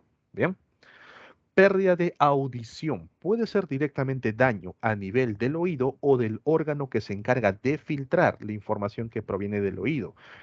Ahí hablamos directamente del tálamo. El tálamo es un órgano filtro. Filtra la información visual, filtra la información auditiva. Alteración de la presión sanguínea. La presión sanguínea, el apetito, la ingesta, la sed, lo que viene a ser el impulso sexual, entre otros, está controlado por el hipotálamo. Bien. Entonces, aquí tendríamos como alternativa a la C. La médula espinal, el bulbo raquídeo, el cerebelo, el tálamo y el hipotálamo, bien, en ese orden han generado este tipo de daño. Vamos con la pregunta 25. Durante el ciclo celular se lleva a cabo el crecimiento y la división celular. No obstante, en la segunda, durante la división celular, se refiere, no se realiza gran parte de la actividad metabólica, porque está donde ocurre. Si no está en la segunda, está en la primera. Recordad que el ciclo celular conlleva dos etapas. Una, conocida como la interfase, es la fase de preparación para la división, y otra conocida como la mitosis o división celular o fase M. Bien, durante la interfase ocurre la mayor actividad metabólica. En la G1, las células van creciendo poco a poco, van duplicando el tamaño, duplican las organelas, almacenan energía. Durante la fase S, bien, va a ocurrir lo que viene a ser la síntesis de ADN. Se va a formar una nueva cadena de ADN para que al momento que la célula se divida, cada una de ellas se lleve su propia cadena de ADN. En la fase G2 es la fase de reordenamiento y aparecen los precursores que van a ayudar durante la división. En la fase M las células se dividen y luego la célula puede reingresar al ciclo celular o puede salir de este. Aquí no está la G0. Cuando salen, entran a una fase estacionaria conocida como G0. Por ejemplo, tuviste un corte, las células empezaron a dividirse, llenaron la herida, ya no tienen que volver a dividirse, se van a quedar ahí, en la G0. Pero si tú te vuelves a cortar o te quitas la costrita por ahí, las células tienen que regresar al ciclo celular para volver a dividirse y volver a llenar la herida. Recuerda que hay células que no van a volver al ciclo celular una vez que salen a G0, tales como las células nerviosas y también las células musculares, porque son células muy especializadas. Una vez que ya se han formado, no se vuelven a dividir. Bien, entonces, ¿dónde ocurre la mayor parte metabólica? A nivel de la interfase. Bien, durante la interfase. Vamos con la pregunta 26. Bien, en los parques y cementerios de Lima podemos encontrar un tipo de conífera leñosa, ¿ya? Con hojas pequeñas como escamas y hojas carpelares dispuestas en conos, donde se encuentran las semillas. Semillas dentro de conos, semillas que no presentan frutos, automáticamente te están hablando de las gimnospermas. Bien, por su forma son conocidas como arbolitos de Navidad y estos árboles pueden ser ¿cuáles? ¿Qué ejemplos tenemos de gimnospermas? Tenemos a los pinos, tenemos a las araucarias. Alternativa, la C. Bien. Profe, ¿qué es una araucaria? Esto. Eso que ves ahí es una araucaria, bien que parece un pequeñito arbolito de pino, un arbolito de Navidad. Recordar que a nivel de las plantas superiores, las más evolucionadas, vamos a encontrar por un lado a las gimnospermas. Gimnos significa desnudo, esperma semilla, la semilla desnuda, y a las angiospermas, cuya semilla se encuentra dentro de un fruto. Las angiospermas a su vez se subdividen en monocotiledóneas que presentan un solo cotiledón y también en dicotiledóneas que presentan dos cotiledones. Profe, ¿qué cosa es fanerógama? Fanerógama se refiere a las plantas que producen semillas. Bien, criptógamas a las plantas que producen esporas. A nivel de las criptógamas encontramos a las algas, los musgos, los helechos. A nivel de las fanerógamas encontramos a las gimnospermas y a las angiospermas. Bien, también se les conoce como las espermatofitas, esperma semilla, fitos relacionado a las plantas, bien, las plantas con semillas. ¿Ok? Pregunta 27.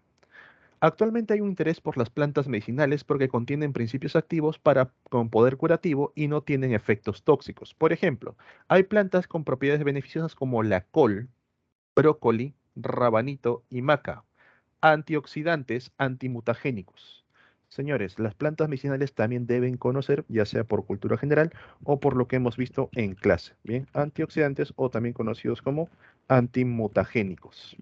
De manera general, cuando nuestras células se van a utilizar lo que viene a ser el oxígeno para obtener energía y todos esos procesos, muchos de estos oxígenos quedan de manera suelta. Se les conoce como los reactivos de oxígeno libre, reactivos de oxígeno sueltos o también llamados los ROS.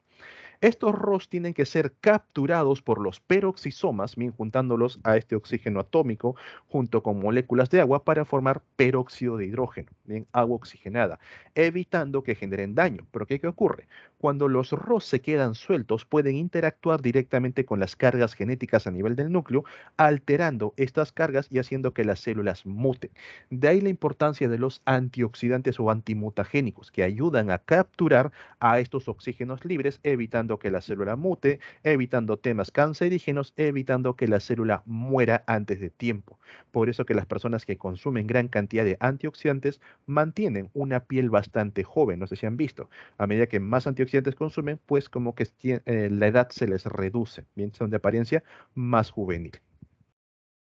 Entonces, ¿qué hacen estas plantas como antioxidantes o antimutagénicas? ¿Formar radicales libres como mecanismo molecular de defensa? No, al contrario. Los radicales libres que vienen a ser los ROS generan daño a nivel de las células. Estimular el sistema inmunológico para combatir enfermedades facilitan a que el sistema inmunológico pueda detectar a células tumorales, a células cancerígenas. Bien, retardar las reacciones químicas que causan los radicales libres, no, no intervienen en las reacciones químicas, sino que una vez que se han formado los radicales libres, ayudan a capturar a estos radicales libres. Proteger la piel del envejecimiento prematuro, sí, evita que la célula muera, por lo tanto no envejece prematuramente. Bien.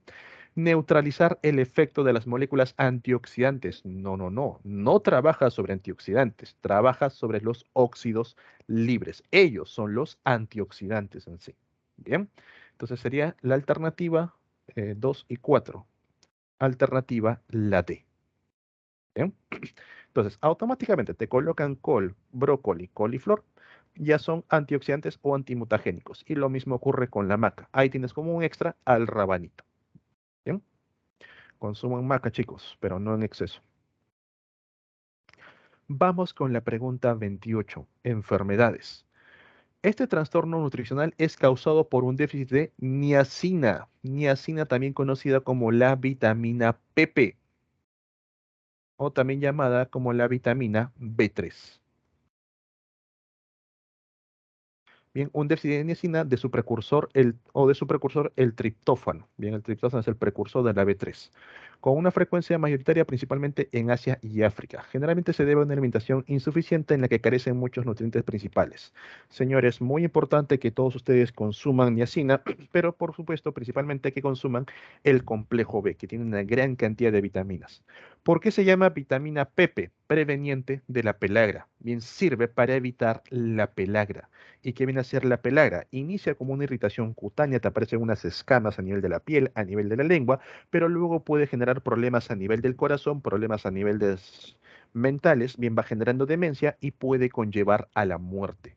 Mucho cuidado con algunas dietas especiales que pueden tener carencia de vitaminas del complejo B, sobre todo, entre ellos la vitamina B3, la niacina o vitamina PP. Bien. Anemia, de manera general, puede ser por un déficit a nivel de lo que viene a ser los niveles de calcio en sangre y también directamente la vitamina, la B12, vitamina la anemia perniciosa. Osteomalacia, vitamina D junto con el calcio, al igual que el raquitismo. Escorbuto, vitamina C. Bien, no consumen naranjas, no consumen limones, pimientos, van a empezar a salir unas heridas a nivel de las encías. Eso es escorbuto. Pregunta 29. La fiebre tifoidea, ten mucho cuidado con la tía veneno, bien, es causada por Salmonella typhi. El ser humano es el único ser vivo utilizado como reservorio de este agente patógeno. Muchas veces las personas presentan fiebres elevadas, vas a tener una fiebre muy intensa, debilidad corporal, dolor abdominal, dolor de cabeza, pérdida de apetito. Muchas personas a veces cuando van a comer en la calle, el día siguiente están con diarreas, profe, tengo diarreas, tengo cólicos, y luego pasa un día más y ya no tienen nada. Ah, profe, me curé. No, no, no. Cuando una persona tiene fiebre tifoidea, lo primero que va a hacer son diarreas, tu cuerpo va a responder para tratar de evacuar las bacterias que has comido con los alimentos contaminados, pero luego genera estreñimiento. La bacteria induce a que el cuerpo ya no elimine más de su colonia para que continúe con el proceso infeccioso. Entonces, no te has curado realmente, todavía estás con ese proceso infeccioso, con lo que debes tomar medidas. Bien, entonces ten cuidado con la tía veneno, ya que el Salmonella typhi va a ingresar a tu cuerpo a través de la vía oral, a través de agua y alimentos contaminados. Bien, vamos con la pregunta 30. Pasamos a ecología. Los incendios forestales en la Amazonía de Brasil entre los años 2019 y 2020 destruyeron bosques primarios, bosques que habían surgido, bien sin intervención humana. ¿Cómo se denomina a la regeneración natural del bosque luego de muchos años y qué organismos estarían dentro de los principales agentes que ayuden a su recuperación? Directamente, chicos, cuando un área es destruida por una acción humana, los organismos, las nuevas plantas que surgen, van a ser un evento conocido como sucesión secundaria. Bien. Y entre los organismos que participan para que se pueda recuperar, encontramos a los organismos polinizadores, los insectos, aves y mamíferos. Bien, recordar que los murciélagos son muy importantes ya que tienen presencia de gran cantidad de pelos en la cara y al momento que van de flor en flor para capturar el néctar, van capturando granos de polen, bien, dejándolos polinizando las flores en sí. ¿Ok? Entonces, chicos, interviene el ser humano automáticamente, sucesión secundaria. Para que sea un evento de sucesión primaria, no tiene que intervenir el ser humano, el área tiene que ser desprovista 100% de vida por un acontecimiento natural o directamente nunca existió vida en esta área. Una isla que surge en mitad del océano nunca tuvo vida, las primeras plantas, sucesión primaria. Bien, por ahí un megaterremoto que destruye toda la vida en una zona y luego un tsunami que básicamente limpia todo, fue destruido al 100% por eventos naturales, las primeras plantas que surjan, sucesión primaria. Bien, en una sucesión secundaria es cuando sobreviven algunas plantas y aprovechan el resto del espacio para empezar a colonizarlos, o cuando interviene el ser humano. No, tengan mucho cuidado con esa parte, no olviden ello. En la pregunta 31 hay dos alternativas, pero una de ellas es más fuerte. Dice así, es un componente del biotopo, bien, la parte abiótica de los ecosistemas. Es un componente del biotopo lleno de vida macroscópica, fácil observable, y microscópica, bien a través del microscopio, capaz de ciclar la materia orgánica para dar perpetuidad al ciclo de vida e incluso al flujo de energía y materia. Dicho componente, ¿cuál es? Son dos alternativas. Una que viene a ser el suelo. Ahí vamos a encontrar vida macro, vida micro. Van a darse los ciclos biogeoquímicos, ¿bien? Y otro viene a ser el agua. El agua como ambiente, no como recurso. Bien, el agua a manera ambiental, los océanos, los lagos, los ríos, todo ello. Por eso más me inclino por el suelo, ya que el agua puede tener doble ambigüedad. Y aparte, a nivel del agua, sí o sí necesitas de los suelos, bien, para que puedas ciclar muchos nutrientes. Por ahí los fosfatos tienen que precipitar en los fondos marinos, donde son suelos. Los carbonos, los peces al momento que mueren, tienen que llegar a los fondos para que las bacterias inicien el proceso de degradación. Bien, el agua también se considera, chicos, pero en este caso principalmente es el suelo. El aire, el calor, la humedad no tienen nada que ver con lo descrito. Bien, vamos con la pregunta 32. Chicos, esta pregunta es un poco más de memoria. No estoy muy de acuerdo en este tipo de preguntas, pero les va a venir. En este caso, en las últimas semanas que hemos visto lo que son los parques naturales, los parques nacionales, perdón, las reservas nacionales, los santuarios nacionales, ahí había una lista. Tratar de memorizarse algunos de ellos, por ahí recordar algunos viajes, algunas fotos, bien, para que les ayude en el momento del examen. Entonces, ¿qué nos dice por aquí? Se trata de áreas de carácter intangible, lugar donde no puedes ingresar sin permiso, cuyo uso de recursos está permitido de manera indirecta. O sea, yo no puedo extraer el recurso. Quizás puedo tomarle fotos, quizás puedo hacer un conteo, bien, de manera indirecta, que no implique al recurso. Es decir, están permitidas actividades de turismo, bien puedo ir a ver, a tomar fotos, o de investigación o educación. Bien, entonces, área de carácter intangible donde solamente se permite actividades turísticas o científicas. Hablamos de dos cosas, de los parques nacionales y de los santuarios nacionales. Ambos tienen esas características. ¿Cuál es la diferencia? Los parques nacionales son áreas muy extensas, áreas muy grandes, ya que protegen ecosistemas, mientras que los santuarios nacionales son áreas pequeñas que van a proteger a poblaciones o a lo mucho a comunidades. Bien, es la única diferencia, pero ambos trabajan en lo mismo para evitar el ingreso sin permiso y no se puede utilizar el recurso de manera directa. No puedo extraer los organismos ni nada de ello. Puedo utilizarlo con fines científicos o con fines turísticos. ¿Y qué vamos a encontrar ahí? A Cutervo y Guayay, el Parque Nacional de Cutervo y el Santuario de Guayay. ¿Bien? Vamos con la pregunta 33. Volvemos a lo que viene a ser enfermedades. Un paciente ingresa a consulta médica con incremento de toma de decisiones erróneas. Se está equivocando a cada rato. ¿Ya? A pesar de ser contador, tiene dificultades para hacer un presupuesto, algo que normalmente hacía, ahora ya no lo puede hacer, y pierde la noción del día y la estación del año. En otras palabras, se está olvidando de las cosas día a día, ya le cuesta recordar varias cosas. ¿Qué estamos viendo? Que esta persona puede estar presentando principios de Alzheimer. Poco a poco, bien, sus neuronas van siendo degradadas. Entonces, ¿qué tipo de enfermedad padecería de acuerdo al origen? Señores, en el caso de enfermedades, muy atentos con la pregunta, ya que me pueden preguntar por la rapidez o duración, que pueden ser crónicas o agudas, me pueden preguntar por la frecuencia, esporádicas, endémicas, epidémicas, pandémicas, o me pueden preguntar de acuerdo al origen. Y respecto al origen, bien, nosotros vamos a tener dos opciones.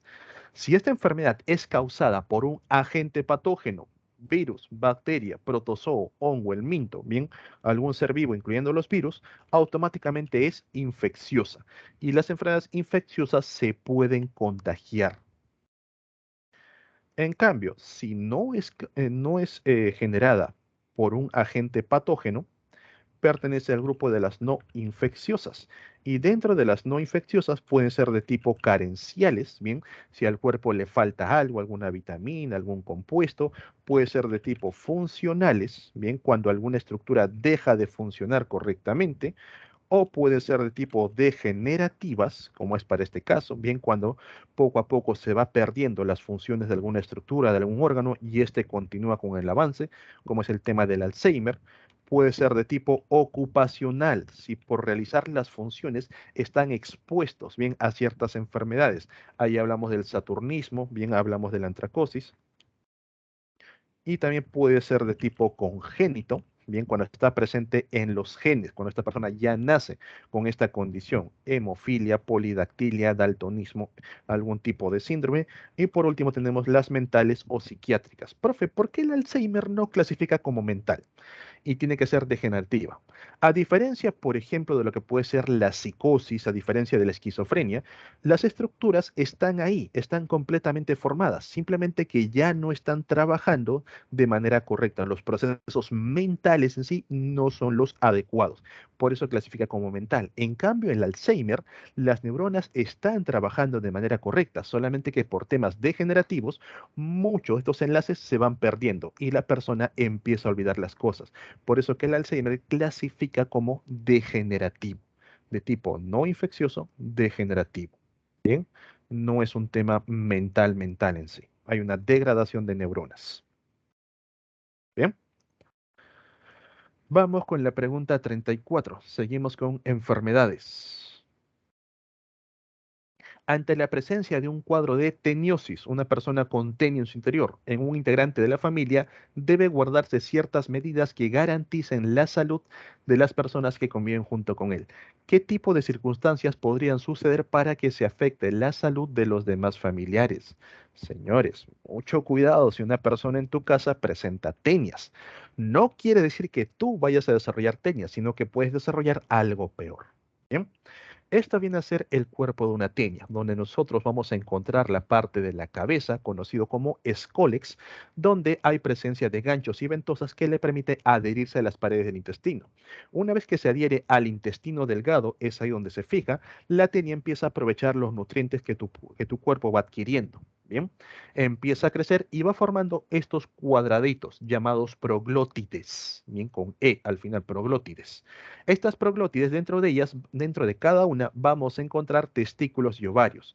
Este organismo puede autofecundarse dentro de cada proglótide para producir los huevos o también llamados proglótidos. Estas tenias, cuando ya tienen los huevos fecundados, los van liberando y salen junto con las heces de la persona infectada. Bien, pero ojo aquí. Una persona puede consumir, digamos, huevos. Aquí están los huevos de las tenias y cuando consume los huevos van a salir unas larvitas. Esta larvita, cuando ingresa dentro de un organismo, dentro de un animal, va a formar un quiste. Vamos a colocarlo de color morado. Bien, acá está el quiste, está bien enquistado, y en el interior está la larvita. Si una persona consume carne con quistes, la larva sale de su interior y forma al adulto. Ahí está.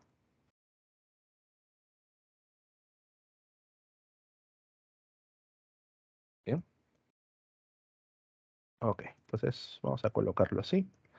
Huevitos o proglótidos, quistes o también llamados cisticercos, y por aquí el adulto. Bien. Entonces, jóvenes, si una persona consume huevos, consume proglótidos, va a desarrollar quistes. Esta persona desarrolla cisticercosis.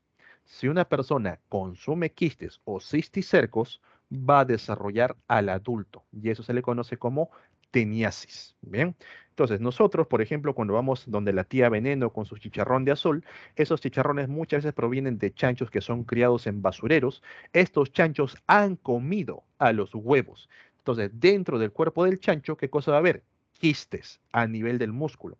Yo llego como los quistes y desarrollo teniasis, ¿bien? Pero por ahí empiezo a tener las tenias, voy al baño, me limpio mal, a nivel de las uñas van a quedar restos de heces junto con huevos de tenia, manipulo los alimentos y el resto de mi familia, ¿qué va a comer? Huevos de tenia. ¿Ellos qué van a desarrollar?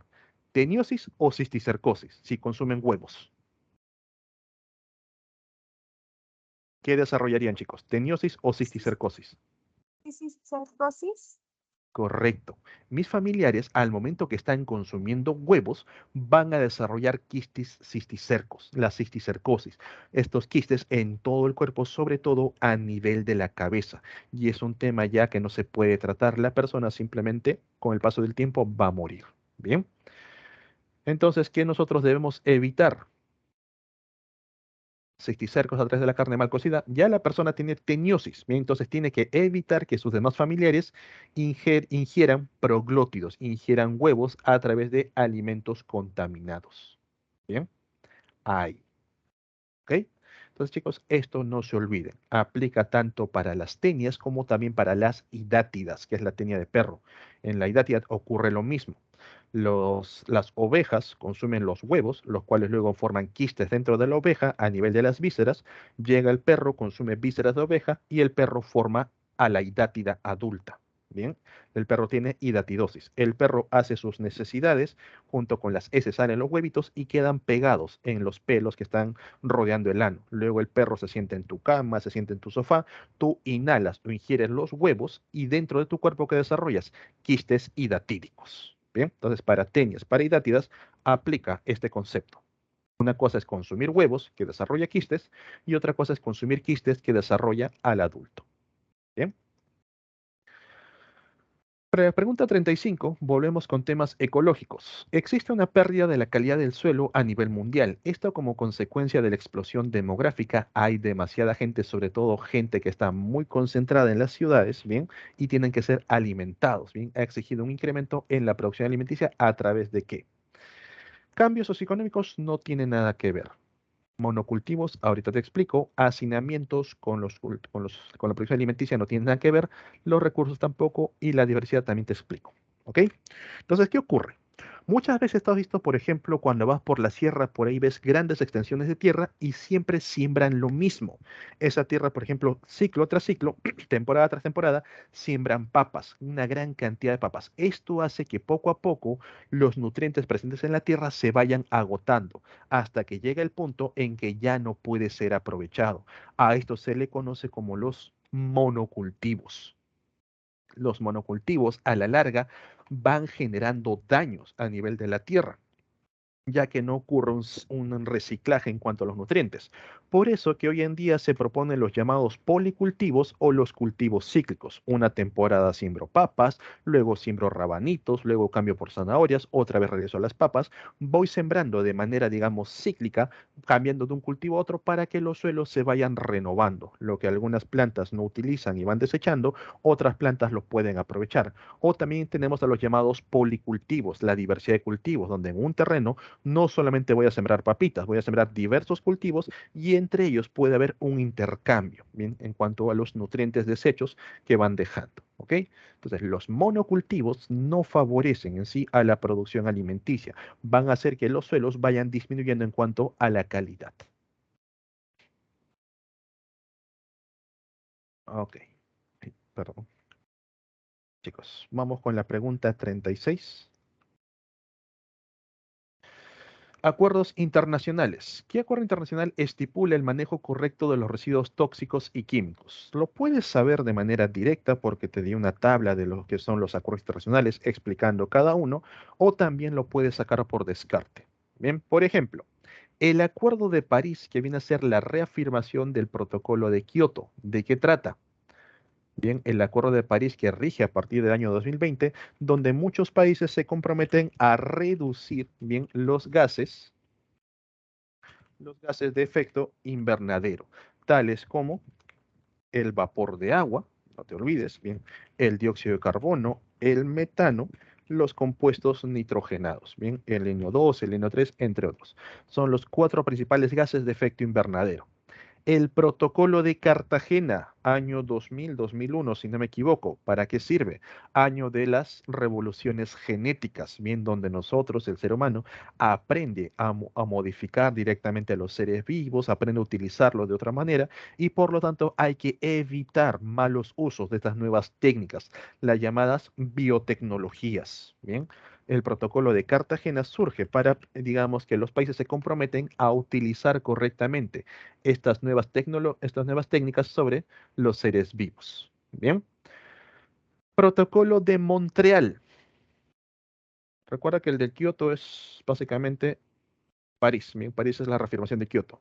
Gracias al Protocolo de Montreal, nosotros recuperamos lo que viene a ser la capa de ozono, donde los países se comprometieron a eliminar, bien básicamente las industrias, a no utilizar compuestos clorofluorocarbonados, ya que estos compuestos reaccionan muy bien con la capa de ozono y la van destruyendo en el proceso. Gracias a este Protocolo de Montreal, allá por los años 80, hoy en día la capa de ozono se ha recuperado completamente. Aún así, recordar que hay zonas donde la capa de ozono sigue siendo bastante delgada, bien, hay menos moléculas de ozono, ya son temas atmosféricos, como por ejemplo la parte de Sudamérica, que vamos a tener niveles elevados de CO2. ¿Cuál nos queda? La Declaración de Estocolmo.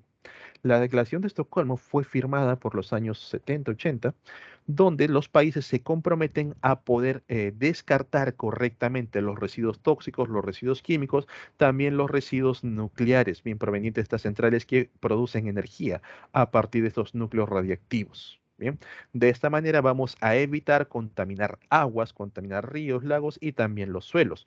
Por ejemplo, esta semana se ha activado una alarma respecto a Japón, el cual, ¿cómo se llama? Esta central nuclear, se me fue el nombre, chicos, ustedes deben saber que hace poco sufrió un evento de terremotos y esta central nuclear todavía sigue en procesos de ir limpiando los residuos. Bien, Japón esta semana va a estar liberando toneladas de agua con desechos radiactivos. Se ha activado lo que viene a ser la Declaración de Estocolmo y la Carta de la Naturaleza para que Japón también responda respecto a este tipo de residuos. Japón ya dio a entender de que los niveles de radiación no son alarmantes, no pueden producir temas cancerígenos. Aún así llama la atención que los liberen directamente en los océanos. Bien, ahí tenemos a la Declaración de Estocolmo. Pregunta 37. Esteban desea desarrollar su tesis y para ello desea otra vez investigar las zonas de apareamiento del oso de anteojos. Bien, dentro de un área natural protegida. Si a pesar del impedimento de extracción no puede sacar el recurso, un área intangible, bien, él logra ingresar a realizar sus observaciones, logra tener fines científicos. ¿A qué tipo de ANP, qué tipo de ANP sería si se protege exclusivamente a esta especie de oso? Recuerdan las áreas naturales protegidas. Bien, podría ser un parque nacional o un santuario nacional, porque ambos van a, digamos, a tener carácter intangible. Ambos van a evitar el uso de recursos de manera directa, pero permiten lo que viene a ser fines científicos y fines turísticos. Como solamente vamos a proteger a una especie de oso, vamos a proteger a una población, estamos hablando de un santuario nacional, un área pequeña que protege a comunidades o poblaciones. Bien, es un santuario nacional. Profe, ¿y qué viene a ser una reserva nacional? ¿Qué es lo último que falta? La reserva nacional, te lo coloco por aquí, ¿bien? Se caracteriza por también ser áreas enormes, protegen una gran cantidad de ecosistemas, pero a diferencia de los anteriores, es un área de acceso libre. Tú puedes ingresar, tengas o no tengas permiso. No hace falta tramitarlo. Tal como su propio nombre indica, es un área de reserva donde nosotros vamos a poder aprovechar los recursos siempre y cuando sean de manera sostenible, donde yo, si voy a extraer los recursos, estos no pongan en riesgo a la especie, sino que la especie puede reproducirse y recuperar esta extracción. Bien. Entonces, jóvenes, mucho cuidado con estos tres principales que preguntan. Profe, el santuario histórico es un área natural donde ha ocurrido un evento histórico. La plaza que se encuentra cerca a tu casa no puede ser santuario histórico porque no es natural. Bien, tiene que ser un área natural donde se ha desarrollado una cultura, ocurrió una batalla importante, etcétera. Bien. Pregunta 38, pregunta bastante sencilla. Observe la siguiente imagen e indique a qué evidencia evolutiva hace referencia. Directamente está comparando embriones, ¿bien? Es embriología comparada. Profe, ¿por qué no puede ser anatomía comparada si también está comparando estructuras? La embriología comparada está dentro en sí de lo que viene a ser anatomía comparada, comparar estructuras de diversos animales. Pero cuando nosotros nos restringimos a los desarrollos embrionarios, cuando todavía no nacen, no eclosionan, nos mantenemos dentro específicamente de la embriología comparada. Chicos, en esta parte también tener mucho cuidado con la bioquímica comparada y con la citogenética comparada. La bioquímica comparada se encarga de comparar compuestos químicos, principalmente proteínas, moléculas químicas que desarrollan los organismos, ya que las proteínas son muy diversas. Pueden comparar hormonas, proteínas de transporte, proteínas de resistencia, proteínas estructurales, etcétera. Ver cómo un organismo forma insulina, el ser humano, por ejemplo, y un animal, una vaca, también como forma insulina, qué tan parecidos, qué tan distantes son, y dándonos una idea de cómo es que estos organismos están emparentados. La citogenética comparada compara la genética a nivel cito, a nivel celular. Quiere decir comparar directamente cromosomas, ADN, genes. Bien, si por ahí me dicen que nosotros compartimos el 70% de los genes con las plantas de maíz, eso es citogenética comparada. Nosotros somos 99,8% similares a los chimpancés. Bien, te está hablando acerca de los cromosomas, acerca de los genes o el ADN. Sigue siendo citogenética comparada. Bien, entonces si te habla de ADN, genes, cromosomas, automáticamente citogenética comparada. Si te habla de otros compuestos moleculares, principalmente proteínas, entre otros, bioquímica comparada. Recuerda que los venenos también son productos bioquímicos. Bien. Pregunta 39. Diversas acciones humanas pueden reducir una población silvestre al punto de no poder encontrarla y considerarla extinta, como pudo ocurrirle a Cuscomis oblativus, la rata chinchilla arborícola. Bien. Especie endémica del santuario histórico de Machu Picchu, considerada extinta por más de 90 años hasta su redescubrimiento en 2009 y 2020. De las siguientes acciones para evitar la situación, señale la incorrecta. ¿Cuál no sería correcto? ¿Cuál haría que el organismo desaparezca? Prohibir la caza indiscriminada. Esto tiene que darse para que el organismo todavía se mantenga. Promover acciones para la reproducción en el cautiverio. Así es, una vez que se reproducen en cautiverio, liberarlos en el área natural, en su ambiente natural. Restaurar los ecosistemas. Correcto, esto también se tiene que hacer. Contribuir con el reciclaje para reducir la tala de los árboles. Así es, señores, ya les he mencionado. El papel no es la solución a los plásticos. Eviten los plásticos de un solo uso, utilicen plásticos que puedan reutilizar una y otra vez, ya que el papel tiene un alto costo a nivel de los bosques. Incentivar el comercio de animales silvestres o sus partes, esto no.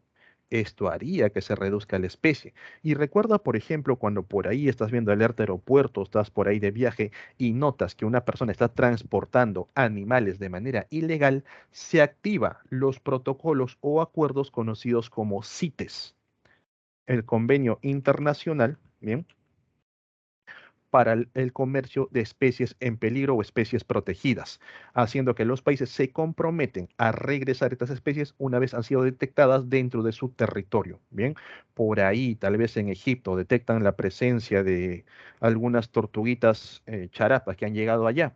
Automáticamente se comunican con la Interpol peruana para iniciar los procesos de extradición de las especies. Bien, ahí tenemos a los protocolos CITES, bueno, el tratado de CITES. Por último, chicos, llegamos a la pregunta número 40. Dice, las esponjas son animales de estructuras sencillas. Siguen siendo animales. Bien, pertenecen al reino animal. Son los más primitivos dentro del reino. Y los primeros en evolucionar en el reino animal. Así es. Considerando su estructura, determine el valor de verdad de las siguientes alternativas. Son animales pluricelulares. Esto es correcto. Para ser considerado un animal tienes que ser pluricelular, pero no tienen organización tisular. Así es. Las esponjas son organismos muy simples, muy primitivos, que no desarrollan tejidos. Las células simplemente trabajan en pequeños grupos, más no forman tejidos. Al no haber tejidos, no forman órganos y mucho menos sistemas. Bien, se trata de animales que solo viven en ambientes marinos. Falso. Son animales acuáticos, eso sí, pero pueden ser tanto marinos como dulceacuícolas, de agua dulce. Las esponjas de mar o poríferos no tienen simetría corporal, verdadero, no presentan. Bien, puede parecer que tienen una simetría radial y todo ello, pero realmente no crecen de manera simétrica. No tienen sistema nervioso pero para una eficaz coordinación. Así es. Los dos organismos no desarrollan ningún tipo de sistema, responden de manera aislada. Con esqueleto fibroso, sí tienen ciertas fibras de colágeno. Cartilaginoso, no, no desarrollan cartílago. Carbonato de calcio y sílice, esto es falso. Bien, pero sí tienen carbonato y sí tienen sílice. Aquí podemos ver a estas estructuras llamadas espículas que están dentro del animal formado por carbonato de calcio, formado por sílice que le da una estructura más rígida. Por eso que el cuerpo de la esponja, cuando ustedes lo tocan o intentan romper, parece un cerámico duro. Bien, aquí la alternativa sería la letra A. Bien, jóvenes, hasta aquí sería la clase por el día de hoy. Muy agradecido con todos ustedes por haber formado parte de este ciclo. Quizás ya no los vuelva a ver, quizás sí. De todas formas, desearles muchos éxitos bien en su día a día. Hasta una próxima oportunidad, chicos. Cuídense bastante, estudien un montón. Bien, chao, chao.